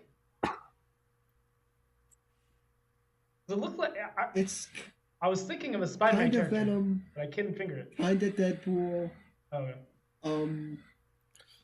Yeah, I think of mostly Venom and Deadpool when I see the mask. Gotcha. Yeah, I mean, well, also there's Bane. also like I think Oh yeah, kind of yeah, like the more luchador kind of version of Bane. Yeah. That's definitely pretty there. I was just gonna say too, Todd McFarlane, you know, when he drew Spider-Man, he made his like, you know, eye holes like really, really big.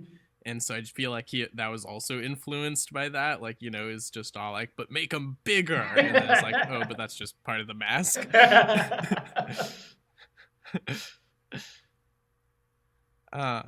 Anyway, so yeah, now we're introduced to the Violator. He, in his human form, is an old, fat guy with face paint. Very similar. And red eyes. Very similar to Spawn's mask, I would say. Oh, I didn't really kind of connect that, but I guess you're right. I think that's what they're trying to do. Yeah, it definitely has a visual motif. Yeah, and so he's like, you know, kind of talking to a cat in an alley about how he's gonna like, you know, introduce himself and like, you know, all the things he's gonna do to Spawn. And you know, like he doesn't look that threatening, but at the same time he does look malicious, you know? Yeah. Like so that is like, you know, it's a good character design because it's like, man, he looks like, oh, you know what else actually in the close-up after on the second page of the issue, he looks a lot like Lobo too. Yeah, kinda. But anyway, yeah, he's a good character design just because it's like, you know, and I remember like I think that he's a really well-designed character just because I remember I had a friend whose dad collected Spawn action figures, and like the Violator was the one that was just like always like so present in my mind, you know? It was like really like just like, you know, no other action figure I was like, whatever, but that one, like, you know, it seemed like it was like really, I don't know, Gotcha. just caught my eye. So Can I just say that they're like, I don't think they've gotten to it yet, but they have Todd McFarlane being quoted as saying like, oh, Superman can't do this. Batman, like I liked Batman the most because he could go the farthest. He could kill the villains or whatever, but he never does. It sucks that he does. But I have this character who just wants to be a normal guy. He'll kill you if you get too much in his space or whatever. I'm like trying to think of when he does that. And that made me think of the fact that I really like the Violator, and I was like, oh, but he's a bad guy. And then I was like, wait, what has he done that's bad? The Violator or Spawn? Well, both of them. Like after that quote is inserted in the book in between issues, they have when Spawn confronts a guy for like being rude. A bit more than being rude to his secretary. He's being aggressive with her sexually, and she's just like, I want to go home to my husband, but her boss is being that way.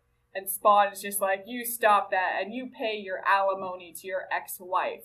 Bye. And then leaves. And I'm like, where's the killing? Well, he did throw somebody off of the roof, or out of a window. And then he let everybody else go. True. yeah. True. So I'm like, what does this quote even mean? When does he kill? Yeah.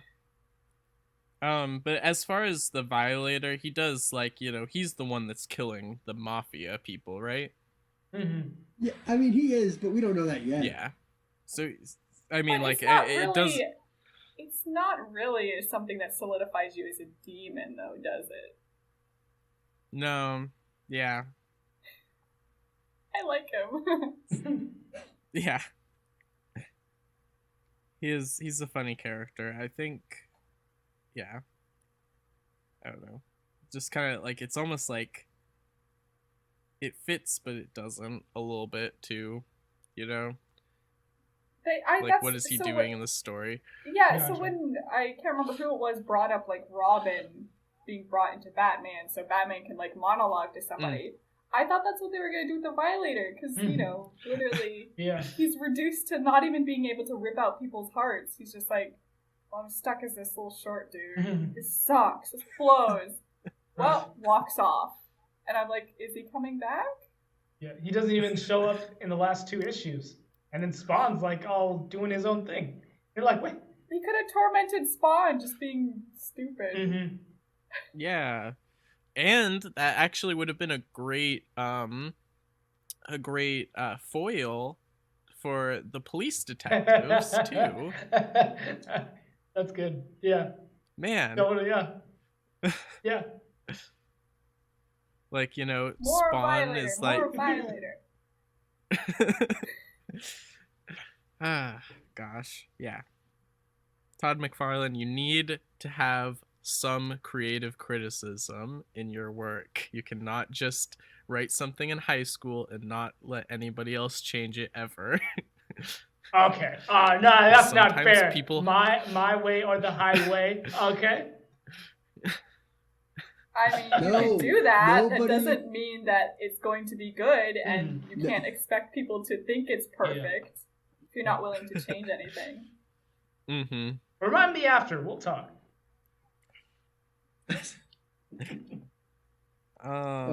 So where after were we're we? introduced to the Violator and all that cool stuff, we just get Spawn again brooding on top of a church with monologue summing up as my wife, but also I don't know where my wife is anymore. Don't know where my home is or anything like that. And then another page of monologuing about this is probably where I fall apart the most with Spawn, where he's like, I made a deal to come back to Earth with the devil, and the devil cheated me. He's being mean, unfair. The devil had ulterior motives. Right. And I just wanted to see my wife and not die. Let me ask you a question. Does the idea of, the devil, there was, in the fine print, did that idea, did not exist in 1992? Like I feel It like must have. I feel It like had to have. There's been so many movies on it. The 90s Yes. was not that long ago. Mm-hmm. Yeah, And I'm when just did, like, how when you did The thought that was gonna Exorcist go come well? Wasn't that the 80s? What? Exorcist. when it came out? 1973, which was what like Wow. kickstarted in America stuff like the Satanic Panic and like the idea that the devil was a physical presence in your life just as much as God was. So this should have like built off of that 20 years ago because because Todd McFarlane probably would have seen that as a kid as like a cool horror movie. And instead, I'm supposed to root for this character who thought the devil was gonna give him a square deal. Yeah, like I mean, if I were to give like any kind of credit for it is that like maybe like in soul form, in hell or whatever they do in this universe for this, um you know Al Simmons, that's his name, right? Yep. Yeah. His soul was basically just like, not all put together because he's in hell, being tortured. And so he's just like, my wife. And then like the demon's all like, oh, you want your wife? Well, you'll have to do this. And he's like, my wife. And then he's like, do you agree? Yeah.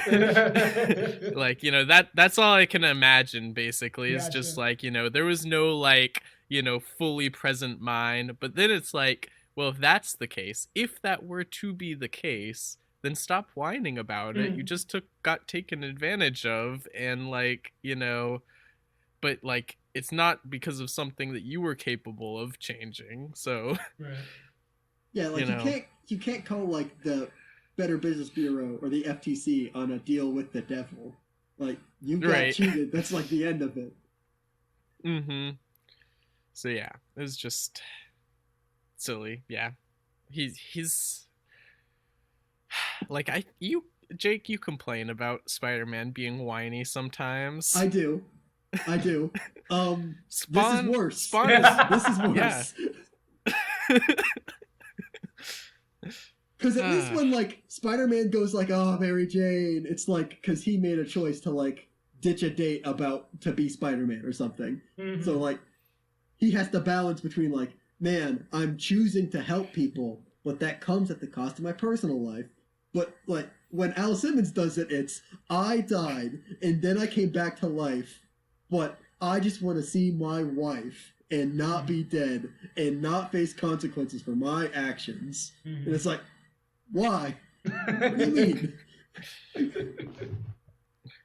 Yeah. Also, like, I don't know. I mean, okay, we're really skipping around again, but like later on, like when he's talking to the demon, he's all like he's basically all like, you can just live out your life not using any of the magic, but like, becoming embittered because, you're like not using it to help people. But I'm like, I don't know. I'm not getting the same like with great power comes great responsibility vibes. Like he doesn't really like, need. He could just, like make a new life for himself. I think he could find happiness. Like I don't see the drive to like, for him to fight evil. Gotcha.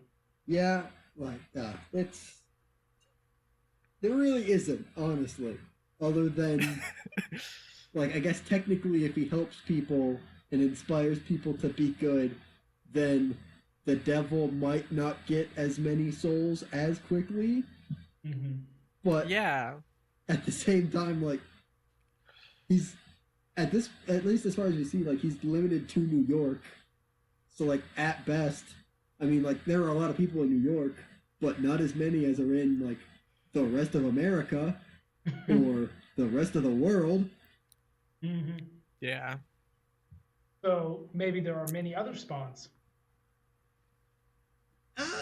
It's implied that like Spawn's kind of like Ghost Rider, where there's only like the one at a time. But yeah. At this point, like, I don't even want to like go through like the beat by beat the rest of this. Like, You should just summarize Yeah. issues and events slightly. Perfect. we see Yeah. Violator killing a bunch of mob people. Spawn tries to get his face back, but it's a white guy with like wavy hair. Cops give more exposition. Violator kills more mob people. Spawn keeps throwing out his powers, gets another flashback. More Violator kill a mob. Violator and Spawn meet and fight the next issue. I mean, They don't actually I fight. should say I really They do. meet, and then nothing happens. Oh, And you're then No, right. they fight. don't they? Yeah. I was gonna say I really do like this panel of Spawn just like laying there and the Violator coming up to me. Are you okay, buddy? I just love everybody like cradling Spawn.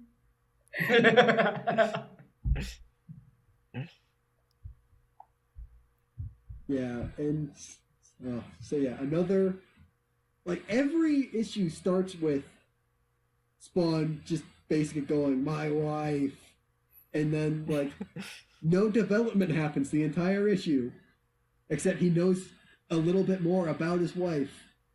Like her name, and once he finds out her name or whatever, then he's like, now I can track her down. Before I But- could never do it. This third issue opens with 3 straight pages of narration that's just different versions of "my wife." Oh my gosh! We need to have a cover photo with him saying "my wife." And then it's Oh, that's a thumbnail. Man, this demon is like roasting Spawn about I don't even know something about how he made a bad deal, but it was a deal with the devil. So what was it supposed to be? Yeah. More cop exposition. Oh man, aren't CEOs bad people for hitting on their secretaries? But then also like, I'll just threaten you and leave. And then I Spawn will become a white guy and somehow get stuck on having blonde hair for some reason. Apparently, blondes And are then- the worst. I mean, they are, but Yeah, alright. Oh, you know what? Yeah. I should say, if they're going for the idea that, like, oh, it's like he has no sense of identity, they just gave him a new identity. Like, they should have it be that he changes his appearance every time he tries to go back to human. So every time he's never stuck with one thing. Okay. But for some reason, the one, being a white guy with blonde hair is just... He's so dramatic about it. I can get how it's jarring to be someone who you aren't. But if you're consistently this one other person, okay, Right. can get with it. Yeah, okay, so now I remember where my wife is, so I'm gonna go visit her as this random white guy, and Oh, he's Well, still no, files he's on there her. for a reason. Remember, he's there for a reason. He works with the SPCA. he doesn't though. He's there for a reason. She's very hot, and he misses her. Hey, you Yeah. said Also, that. okay, so He didn't say that. It's true, and it's stupid. okay. So a couple of things on this page. First thing, that dog is a demon. Just throwing that out there. Too much emphasis on the dog. It's a demon. Like I feel like that's a kill switch. Like if Spawn doesn't do what they want, they're like, oh really? Well, the dog's gonna transform and rip out the hearts of everybody you love. I did not think of that. That sounds pretty good. Yeah. That'd be great. Second of all, that dress, mostly good, but it's falling into the manga problem of having boob pockets. I mean, Yeah. yeah. It's a bit Now, of an issue. It is a bit of a men drawing women issue. Mm-hmm. I was just stuck on, man, look at that face. I I was like, whoo, that is a looker right there. Also, like, I'm looking at her As hair. far I mean, I as didn't- the level in the universe of this comic, she's very pretty. Mm-hmm. But as Mhm. far as well drawn, it is the better picture of her. Those previous pictures of her were so bad. I was like, Well, what is this is who you miss? And I'm she's looking got at her green hair eyes. right now, and it looks just like a color swap version of his white guy hair. Yeah. Okay. Cody, you were right though. Like those shadows under her boobs are crazy, man. Yeah. Also, just- she's oh, going also- to a gala, big business party in that outfit. It looks I like know. a wedding dress. Right? It looks like a skimpy wedding No, dress, man. on- With a fishnet. It's like, My biggest why would you complaint go? is that she's so honest with it. Like, this is a guy who just showed up at your door, and you're like, oh, sorry, I'm Yeah, just why getting would ready. you I mean, I think ever that just shows answer how the innocent door she is. dressed like that? Like, You couldn't say, Terry, get the door. Because obviously she was like trying on this outfit, and she was hopefully not doing that like in her living room. She was like in her bedroom, so she's like running in that dress to go open the door. Yeah. Oh, So yeah, much, Terry is her like, new husband. are we not going to touch on the family now has a kid, and it apparently was Al Simmons the whole time who couldn't have kids? Even though, like, so, like, they say they went to the doctor, and the doctor said, oh, it's no use, you guys can't have kids. But, like, do they really not differentiate between she is infertile and he has, like, no good sperm? Like, is that not a Yeah, discussion you It's have always with your good doctor? it's always good to keep it a mystery, you know? It's like, Don't put Yeah. blame around here. no, this couple just can't have kids. Why? Whoa. See, I don't know how doctors were back then, so. It was okay. We Yeah. say back then, but it was like the 90s. It was Like, the it 80s. wasn't Late 80s.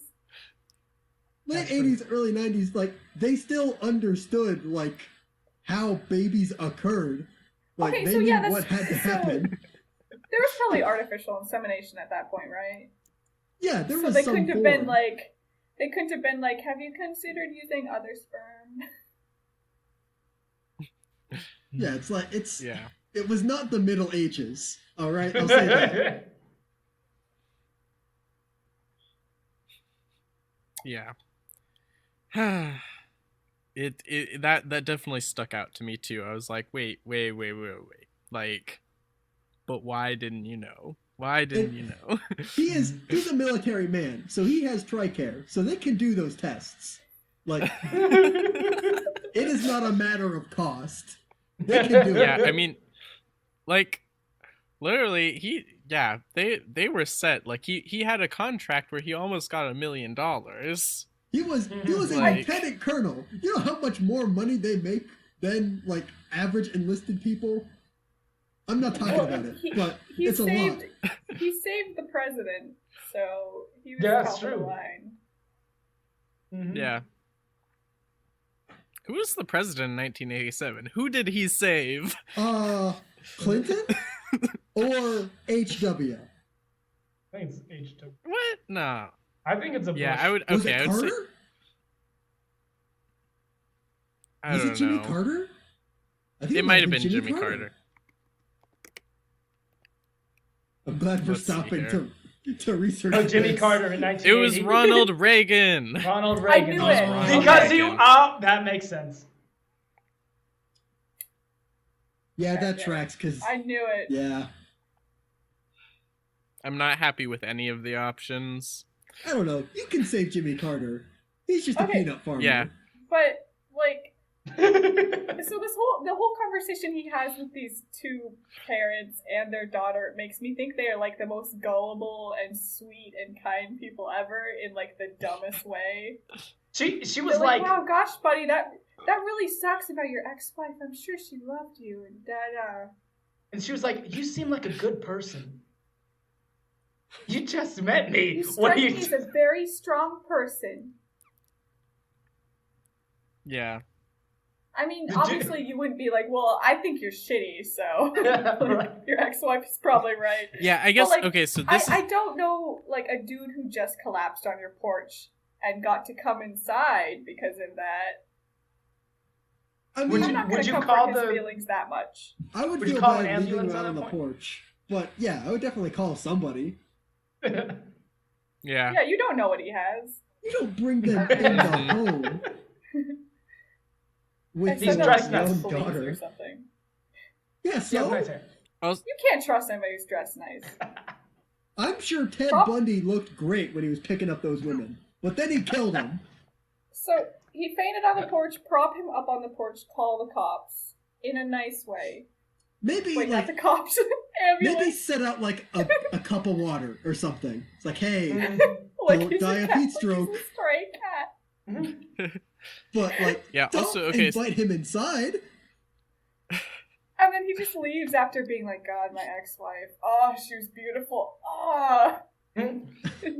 Okay, so here's the thing for me too, is that, like, you know, after he passes out, and, you know, like, basically the guy is all like, do you want me to call your wife? And then he is all like, oh no, I have an ex-wife, you know, and, like, you know, after, like, just a little bit of talking like that, you know, basically about, like, your, like, previous marital problems, like, I would have just been like, oh, uh-huh, like, not, like, actually, like... Oh, tell me about Like, it. at first it's like, oh... obsessive. like at first just like, oh, sorry for the misunderstanding, you know, I just assumed you had a wife, you know.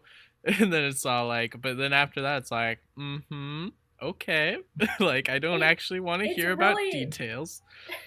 It's like in the movies when somebody's like, should I call your parents? And you're like, I'm an orphan. How dare you? Now I was yeah. I was just caught on, like, I can't believe in the 90s a guy would collapse on your porch and you would assume that he would have a wife. I was like, that's the first assumption you make?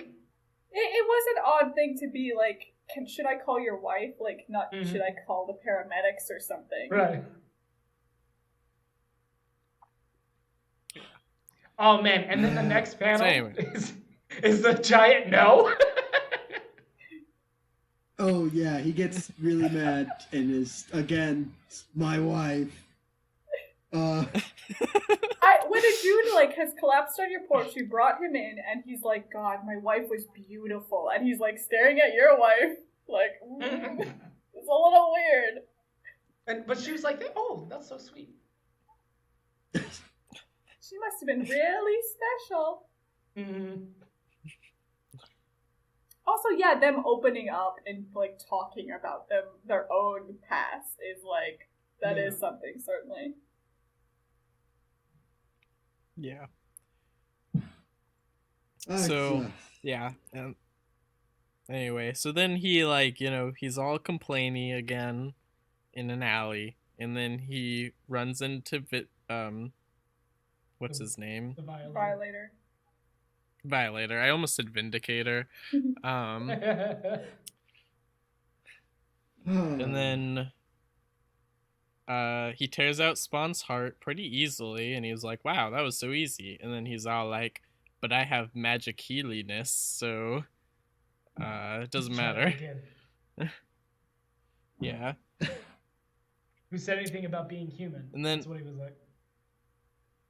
Okay, and then page 1, issue 4. Why is all this text here? So much prose. Right. I mean, it's just, you know, on the previous episode. Right. It's just... I guess it's kind of like, I mean, technically it is in line with like all the other issues of Spawn have started with pages of dialogue or pages of words for you to read. Exposition, basically. Not to skip too Wait. far, but this is the scene where like the Violator comes up to him and they start fighting, right? Yeah. And like, Mm-hmm. oh, sorry, we already said that. But when he shoots the Violator with his power we didn't know he had. They have that weird paper floating in the wind, Oh, which is like, that how was really can you random. repair a dismembered heart? That was so out of nowhere. Yeah, Yeah, I didn't that realize felt we were like reading real a Suddenly pirate put in there. comic.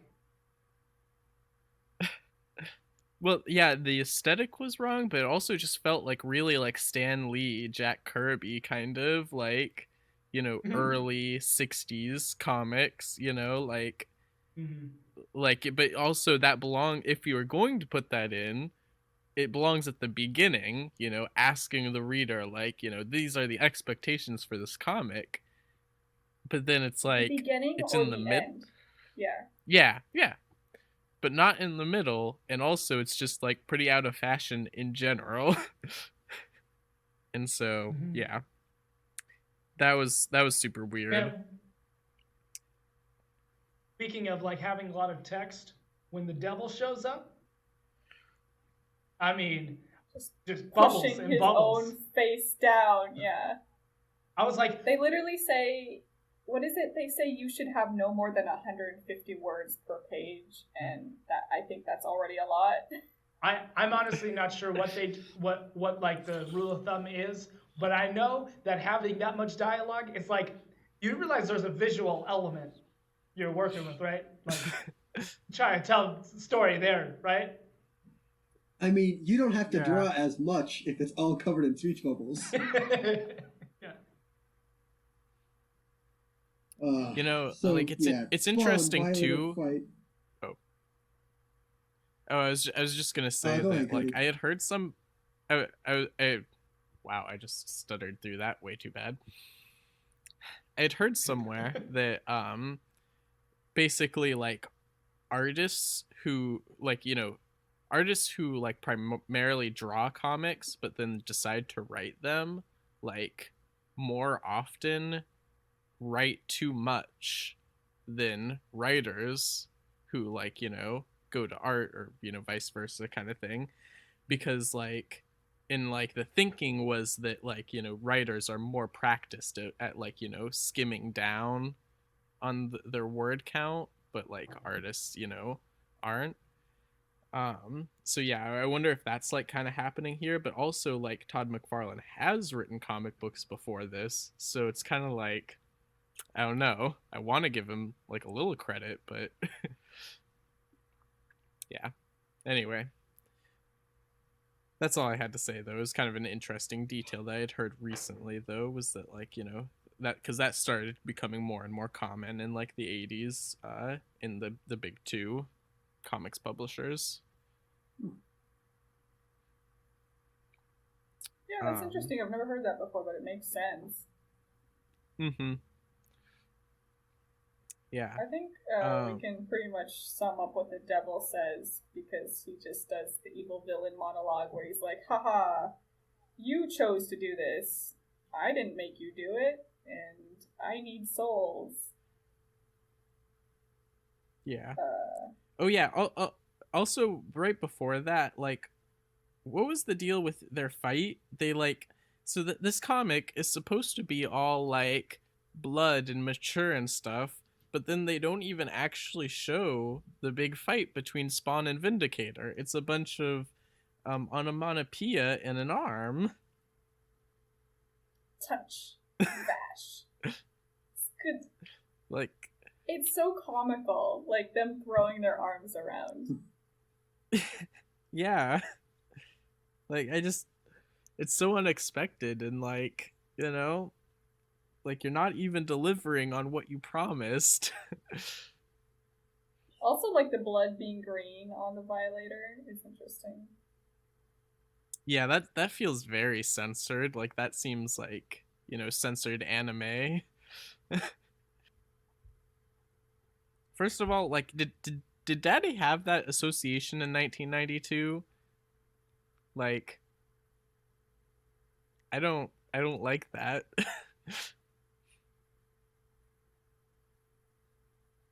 Oh, him calling himself daddy. Yeah. It's not great. I mean, he only says it once, though, right? He says, like it or not, I am your dad. Like, yeah, he's not like, I'm daddy, like, constantly, so I don't know. I guess, Maybe yeah. he's like, I understand the context because he's talking like, oh, Violator and Spawn are fighting like siblings, but I am in charge of both of them, ergo, fatherhood. I just don't like the term daddy. Oh, gotcha. I mean, Yeah. he is the devil. So if anybody was to say it, it's better I than guess. God. Yeah. So I just don't like it. I understand why they're saying it. This is probably blasphemous. I don't like it. I just imagine somebody like bowing their head in prayer and being like, "Dear Holy Daddy." You say that. I've seen that so many times on the internet, and I hate it. So. I've only heard one person refer to God as daddy, and he's an atheist. Oh, well, that's two people. But anyway, moving on from that, yeah. So to reiterate, yeah, the big evil monologue is big and evil, and as always, it is in service of the destruction of God. Yeah.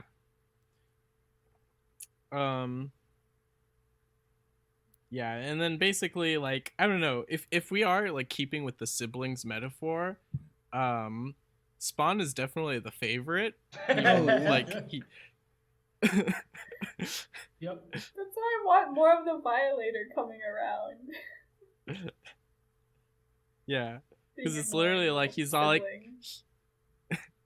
here, I'll just fix your arm. Don't even worry about it.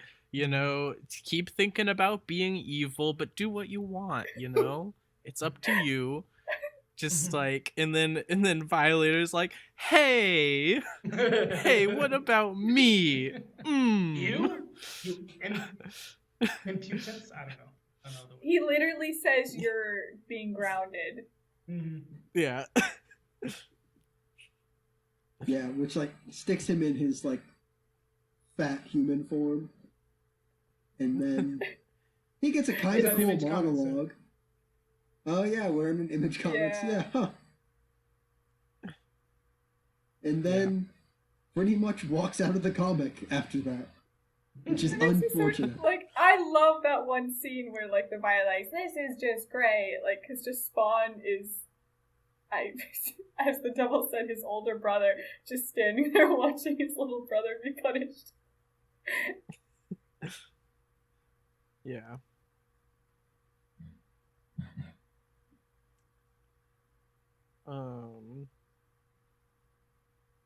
Let's see here.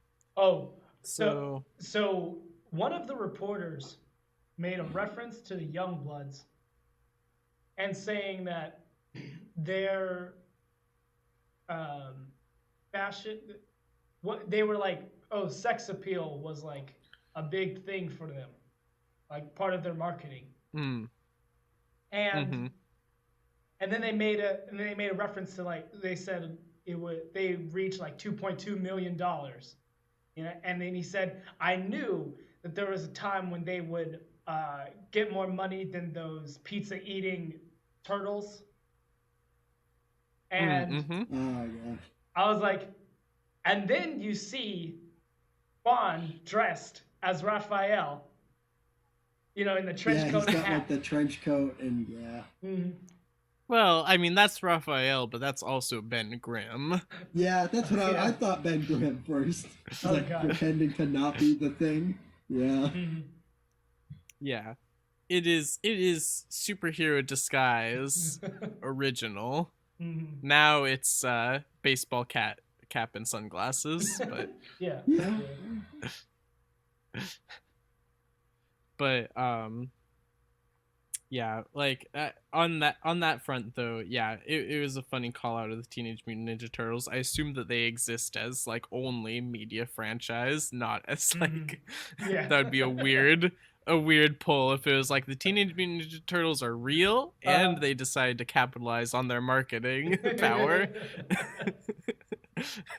Yeah. Uh, um. Anyway, adult turtle corporate monoliths. Yeah, that doesn't roll off the tongue the same way. um.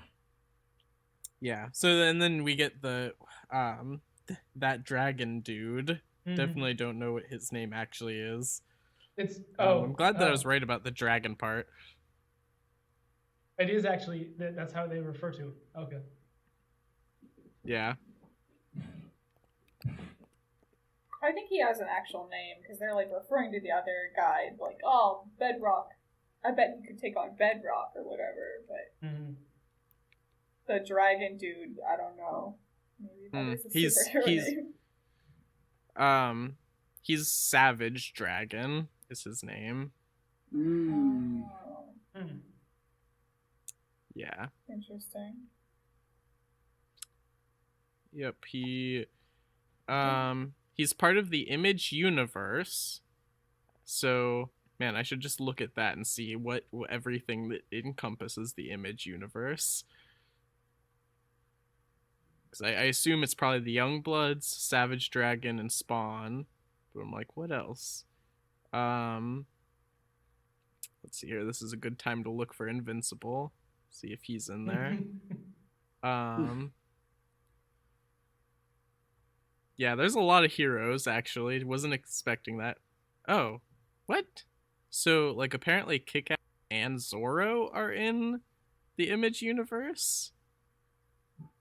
Huh. I don't know why Zorro's there. I didn't Didn't they actually reference Zorro? Like, where they're like, oh, he's stealing from Zorro with the outfit. Yeah, but, like, I thought it was how, like, for Zorro is Batman references Zorro sometimes. Where it's like, oh, yeah, that, like, kind of inspired him, like, Bruce Wayne to be so justice-focused. Because Zorro is justice, but it's, like, apparently not. It's like a Zorro thing. Yeah. Okay, so the Image universe began with the founding of Image Comics in 1992, launching with the series The Savage Dragon, Spawn, Youngblood, and Wildcats. Gotcha. Wildcat spelled with a Y? So those are the four main. No, WILD and then capital C. It's an acronym from that point on. CATS. That's weird. Yeah.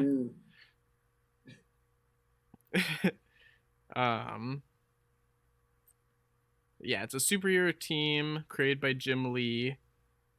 They are not cats. Anyway. So do we want to try to get through these last two issues of Spawn, or is that just going to be too much? I literally, like, nothing happened though. Like, so the last scene of this issue or whatever is his wife, right? His wife being like, oh, I can't stop thinking about him. And I was like, do they really want them to get back together? Like, I don't think Spawn is gonna listen to her in the same way that, like, Terry seems to be. Even Terry's like, oh yeah, I understand you're thinking about your dead husband, who you love very much. Just tell me about it. Like, I know this happens a lot, but tell me about it. Do you think Spawn would do that? Like, no. I don't know. Well, I mean, he is. I guess she wouldn't be thinking about her dead husband if she was with Spawn, but, like... I mean, she still has to reckon with, like, the grieving process of my husband died, and I came to terms with that, kind of. Yeah. But now he's back as this weird demon thing. Yep. Also, not to mention, like, you know, you can't really control your dreams. And I would imagine, like, you know, if somehow they made that work, you know, she might have, you know, dreams about, like, you know, her now current husband that would become her ex-husband, I guess. And, like, you know, I would just feel like Spawn would end up needing, like, you know, cuddled because he's so sad that happened. No, honestly, I don't think that would happen. I don't think that if she realized it was Al, that she would break up with her husband, because that's the father of her child. That's Al, unfortunately, is not. Yeah. I No, guess that's what they're trying to make is so tragic about this. She's still thinking about him. He's out there, but it can never be. Yeah. Mhm. Yeah, I was I think thinking that it's- they were going to bring her into the fold more. That's what I thought they were hinting at. I kind of feel like that with a lot of different elements in the story where it's constantly like being hinted at, like, oh, this could become part of it, but it seems to be just running its own line somewhere else. Mhm. I think Yeah, we I can totally talk felt about the same way. what is it? Billy Cade, is that it? Kincaid. Kincaid, that's it. Yeah, so the deal with Kincaid is that he's a child killer. He was convicted for the murder of a senator's daughter, and now people wanted him to serve lifetime, but then he was sentenced to 22 years, and then actually he only served 8. But he was released after 8 years, and then he just went back into killing. Sam Burke was involved with the investigation, trying to find evidence. Al Simmons was involved because Senator Paul Jennings hired him to kill Kincaid, but he couldn't do it because the cops got to Kincaid before he could.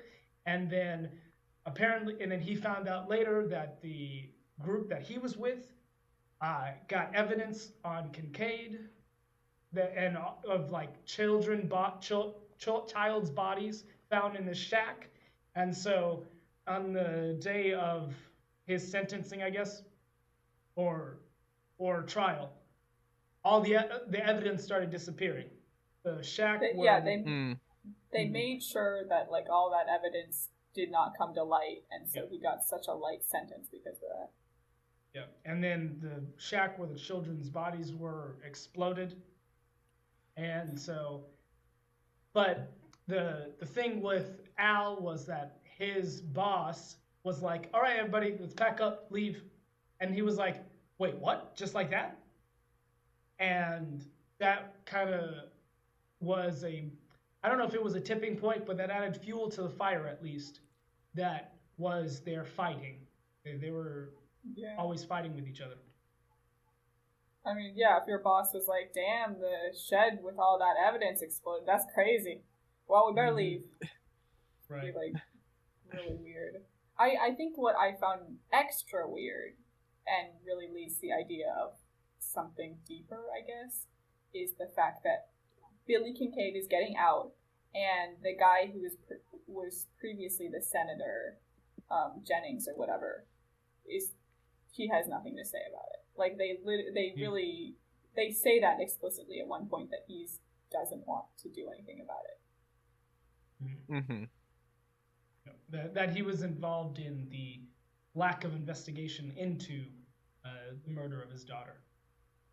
And I'm getting from context that it was because he wanted to hire Al to do it. And they say that another group is the one who got Billy to target specifically the senator's daughter. Oh, really? I don't remember. Yeah, they have that one. It's not said that, oh, we know it's a group, but it's like, I think they're like drawing conclusions. It might be Spawn who's drawing conclusions. Gotcha. Yeah, that was definitely a fishy part. There was like, okay, there's more to this that I don't really understand yet. But yeah, it was a setup kind of. But that, see, the reason that my mind didn't hold on to that was because it didn't seem like it was Billy Kincaid's MO. That's why I was like, huh? That doesn't make any sense. Because he was like, I just can't. It seems weird to me that he would be like, oh yeah, I'll get paid to do this. I mean, like, it seems obvious because it's like something that he would do anyway, but it seems less thrilling, I guess. I don't know, like. So you're saying and that that's what you didn't register the idea that he was hired to kill the daughter? Yeah. Or, I mean, I did register it, but I instantly forgot it, I guess, because I was like, that doesn't seem like what would happen, Mm-hmm. Okay. But yeah. So I do think it's interesting that because they show him getting out. They have the police do this whole monologue about how, you know, it sucks that he got out and that they want to get him back in, and they hatch the plan of like doing a stakeout, which of course leads to just them being like, hey, there's something's happening. But I think the part that really, well, it's with the part with the homeless people,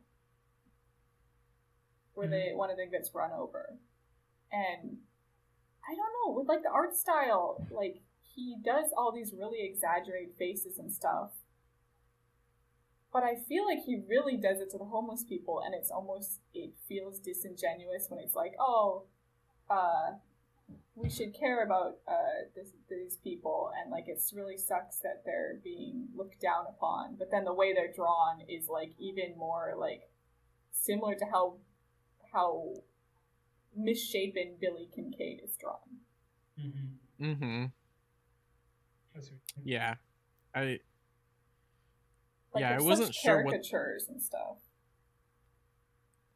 Yeah, it seems like everybody in Spawn's life, even like tangentially, like people that he hasn't met, is just like kind of like over exaggerated to the point of ugliness, except for his wife and her family. Well, when you look at like the like in a few pages before that, the daycare person or something, and she looks normal. Yeah, that's true. Yeah. And so it's just like you can draw people like obviously living in bad conditions, but like why is he applying the same kind of caricature and like over exaggeratedness to them? Gotcha. Yeah. It just feels weird. It is weird. Yeah, I agree. And yeah, it was just kind of like, I don't know, annoying that like we didn't get to see any justice for the homeless people either, really. It's just like, yep, this happened. Moving on. Well, no, see, that was just setting up for Spawn to find out that Kincaid is getting out. That was all that was. Well, it was, yeah, I'm pretty sure, the justice is supposed to be, because the homeless people literally talk about, like, look at how we're treated, and then look at Billy Kincaid, a convicted child killer walking free. Like, the system is broken or whatever. And then Billy Kincaid gets killed by Spawn. But I just don't really think that adds up to justice for everybody. Right. Yeah, and I guess also other people get killed later on, too. But yeah, I guess like they kind of get justice because he beats up the guy that did it, but I don't know. Then we get introduced to Overt Kill. I don't know if this is another Rob Liefeld creation, but I compared him to Cable. Yeah, he looks like Cable. And yeah, I think Rob Liefeld made Cable probably.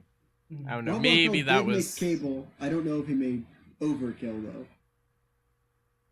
No, he did not make Overkill. I mean, assumably, I think that this is the first appearance of this character, so I think Todd McFarlane made Overkill, but creators of Overkill were Todd McFarlane and Rob Liefeld.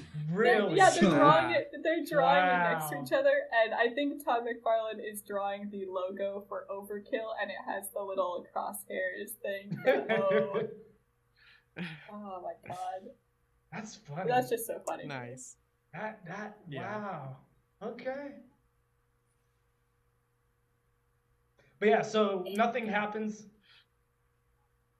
The Dawn hires Overkill to kill the people who are killing all the other Dawns, and they assumed that they had an informant that told them, "Hey, it was this guy with this weird face paint."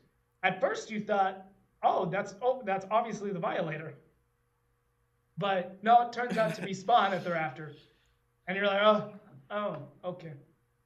But yeah, they fight. And they also assume that Spawn is one of the young bloods again. But it's like, okay, so that feels like really like old timey comic books, like Silver Age. but like at this point, there's enough media coverage in 1992. You should know about the government-sponsored super team and who's on it. like, like you don't have the internet, but like you should be able to. These like, are connected people. What- They well, should what do you know. think- Yeah. Oh man, I can't remember where I saw this, but basically it's like, are you, like Green Lantern or something? Oh no, Hawkeye. Wasn't it Hawkeye where like, Right. aren't you Thor or something? No, Oh, he no, it's was like, are Iron you Fist. Iron Fist? Iron Fist, yeah. Yeah. What if think of it like that? I guess, I don't know. That guy was like particularly uninformed too, but these mafia guys who are making assertions about who this Okay. guy who's threatening might be, maybe Like, could have you done a need little to know- research. Yeah. Who you're Yeah. sending the hired killer after. They won't just like take the contract and say somebody who matches this description. Like that's not gonna it's Yeah. not gonna fly. Right. Okay, gotcha. Yeah. Like it just feels like, some like, old comic where it's all like some 2-bit criminal is like, oh yeah, Spider-Man, he's in the Avengers or something, right? Yeah, like, Or the Fantastic they're- Four? like you were saying, they're mafia. Like if anybody would know, if anybody would have all the information or be at least trying to collect it, wouldn't it be them? And if they Gotcha. aren't, Yeah. then I feel like that makes them less of a threat. Like they're just like, Overkill finds Spawn pretty easily. He like fakes him out, which I think was kind of dumb. He was like, magical chains, and then he's like, just kidding. And I'm like, oh no, not knives. That's my weakness. Is small knives anything but knives? that's a better version of that joke, honestly. the fact that well, also the fact that like Spawn is like, damn, I fought cyborgs before, but never like this. Uh-huh. It's like you're apparently literally an cyborgs agent are of just the a part devil. of this universe now. But you're literally an agent of the devil. And you're like, damn, metal be hard. Yeah. Yeah. It's like weird rock, paper, scissors, like robots beat magic, sorry. Yes. well, also he doesn't want to use his magic. Yeah, well. But yeah, which is like kind of what we get at the end of this. Like after Overkill and Spawn fight, Overkill wins, and it's like, oh man, now Spawn's like, I'm forced to use my powers to heal myself. Now I gotta fight him, apparently, even though he thinks I'm dead. I gotta fight him, but I'm gonna fight him as a mercenary with all these guns. And like, I can't think of a more boring like end to like 6 months of storytelling. It's like, I've got this cool magic guy with all these powers I haven't explained, and you know how I'm gonna like have his second big fight with guns. Right. Yeah. I'm gonna make him dumb Punisher. I thought it was weird that they ended the collection like that. They ended it on a 2-parter, or at least it was part 1. Yeah, part 1 of a 2-parter. Okay. I wasn't sure if Yeah. it was like there might have been part 3 or not. I thought it was weird how when he was like getting up, they painted him with very faded colors. I was like, that. I don't know if I like that. Like, I get where you were going with that, It's but it's visual shorthand for he's weak, he's at his lowest point, something. But like, it just Yeah. I guess. it harkens back to a cartoon where it's like, oh, this person is sick and they're very like their color is very flush. Oh yeah, it's like the end of Deadpool 2 when spoiler alert, Deadpool's kind of dying and he gets like washed out. I think I remember reading something like it was like I think it was the book superheroes, and it was like a big like encyclopedia history kind of thing about the history of superheroes. But like when it got to the section of like kind of modern comics history and about Spawn, and it was all like basically it was saying like this kind of thing is all like, he has magic, but he it's has like a limit, so he has to use guns too, and like they tried to make it sound cool, but it just doesn't. It's not. It really feels like teen boy wrote this kind of thing style. Yeah. Like, my magic chains won't work on you. Well, then I'm gonna get a bunch of guns. Just watch. Just like that outfit. What now? Do Yeah. you? What would you like have him do better? What would you wanted to have him do? This is my idea. I would have had him like make something rather than just like use a gun. I don't know. You like make something. To defend himself. Strategize, yeah. Mhm. Yeah, it's like obviously like at the end of these 6 issues, I don't know what Spawn's powers are. Yeah. And that's like probably the biggest failure. Is like if this is supposed to introduce me to Spawn, it hasn't given me anything. Yeah, that ties back to the whole thing where he's like, oh no, not magic chains, and I'm like, well, what did they do other than real chains? Yeah. Yep.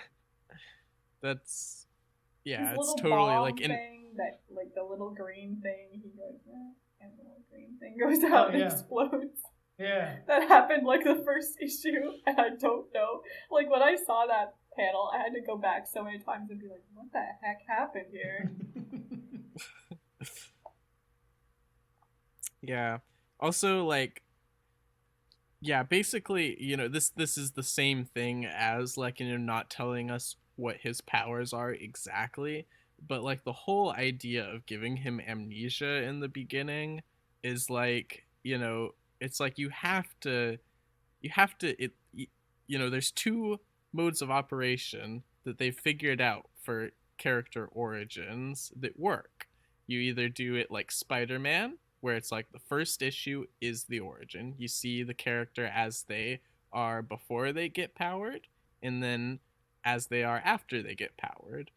Or you do it like Batman, where you just in media res them, and you're just like you're on an adventure with them, but eventually you give the origin still, just like later on. And it's like we don't even really know what it looked like. I had to like literally like be like, this is what I think maybe happened to his soul when he was making the deal with the devil, because we haven't seen that deal with the devil. We don't know. We were just told about it, and that's like we just get told about things. Can I say that the back of the book also like spoils some of the stuff that hasn't even been revealed in these issues?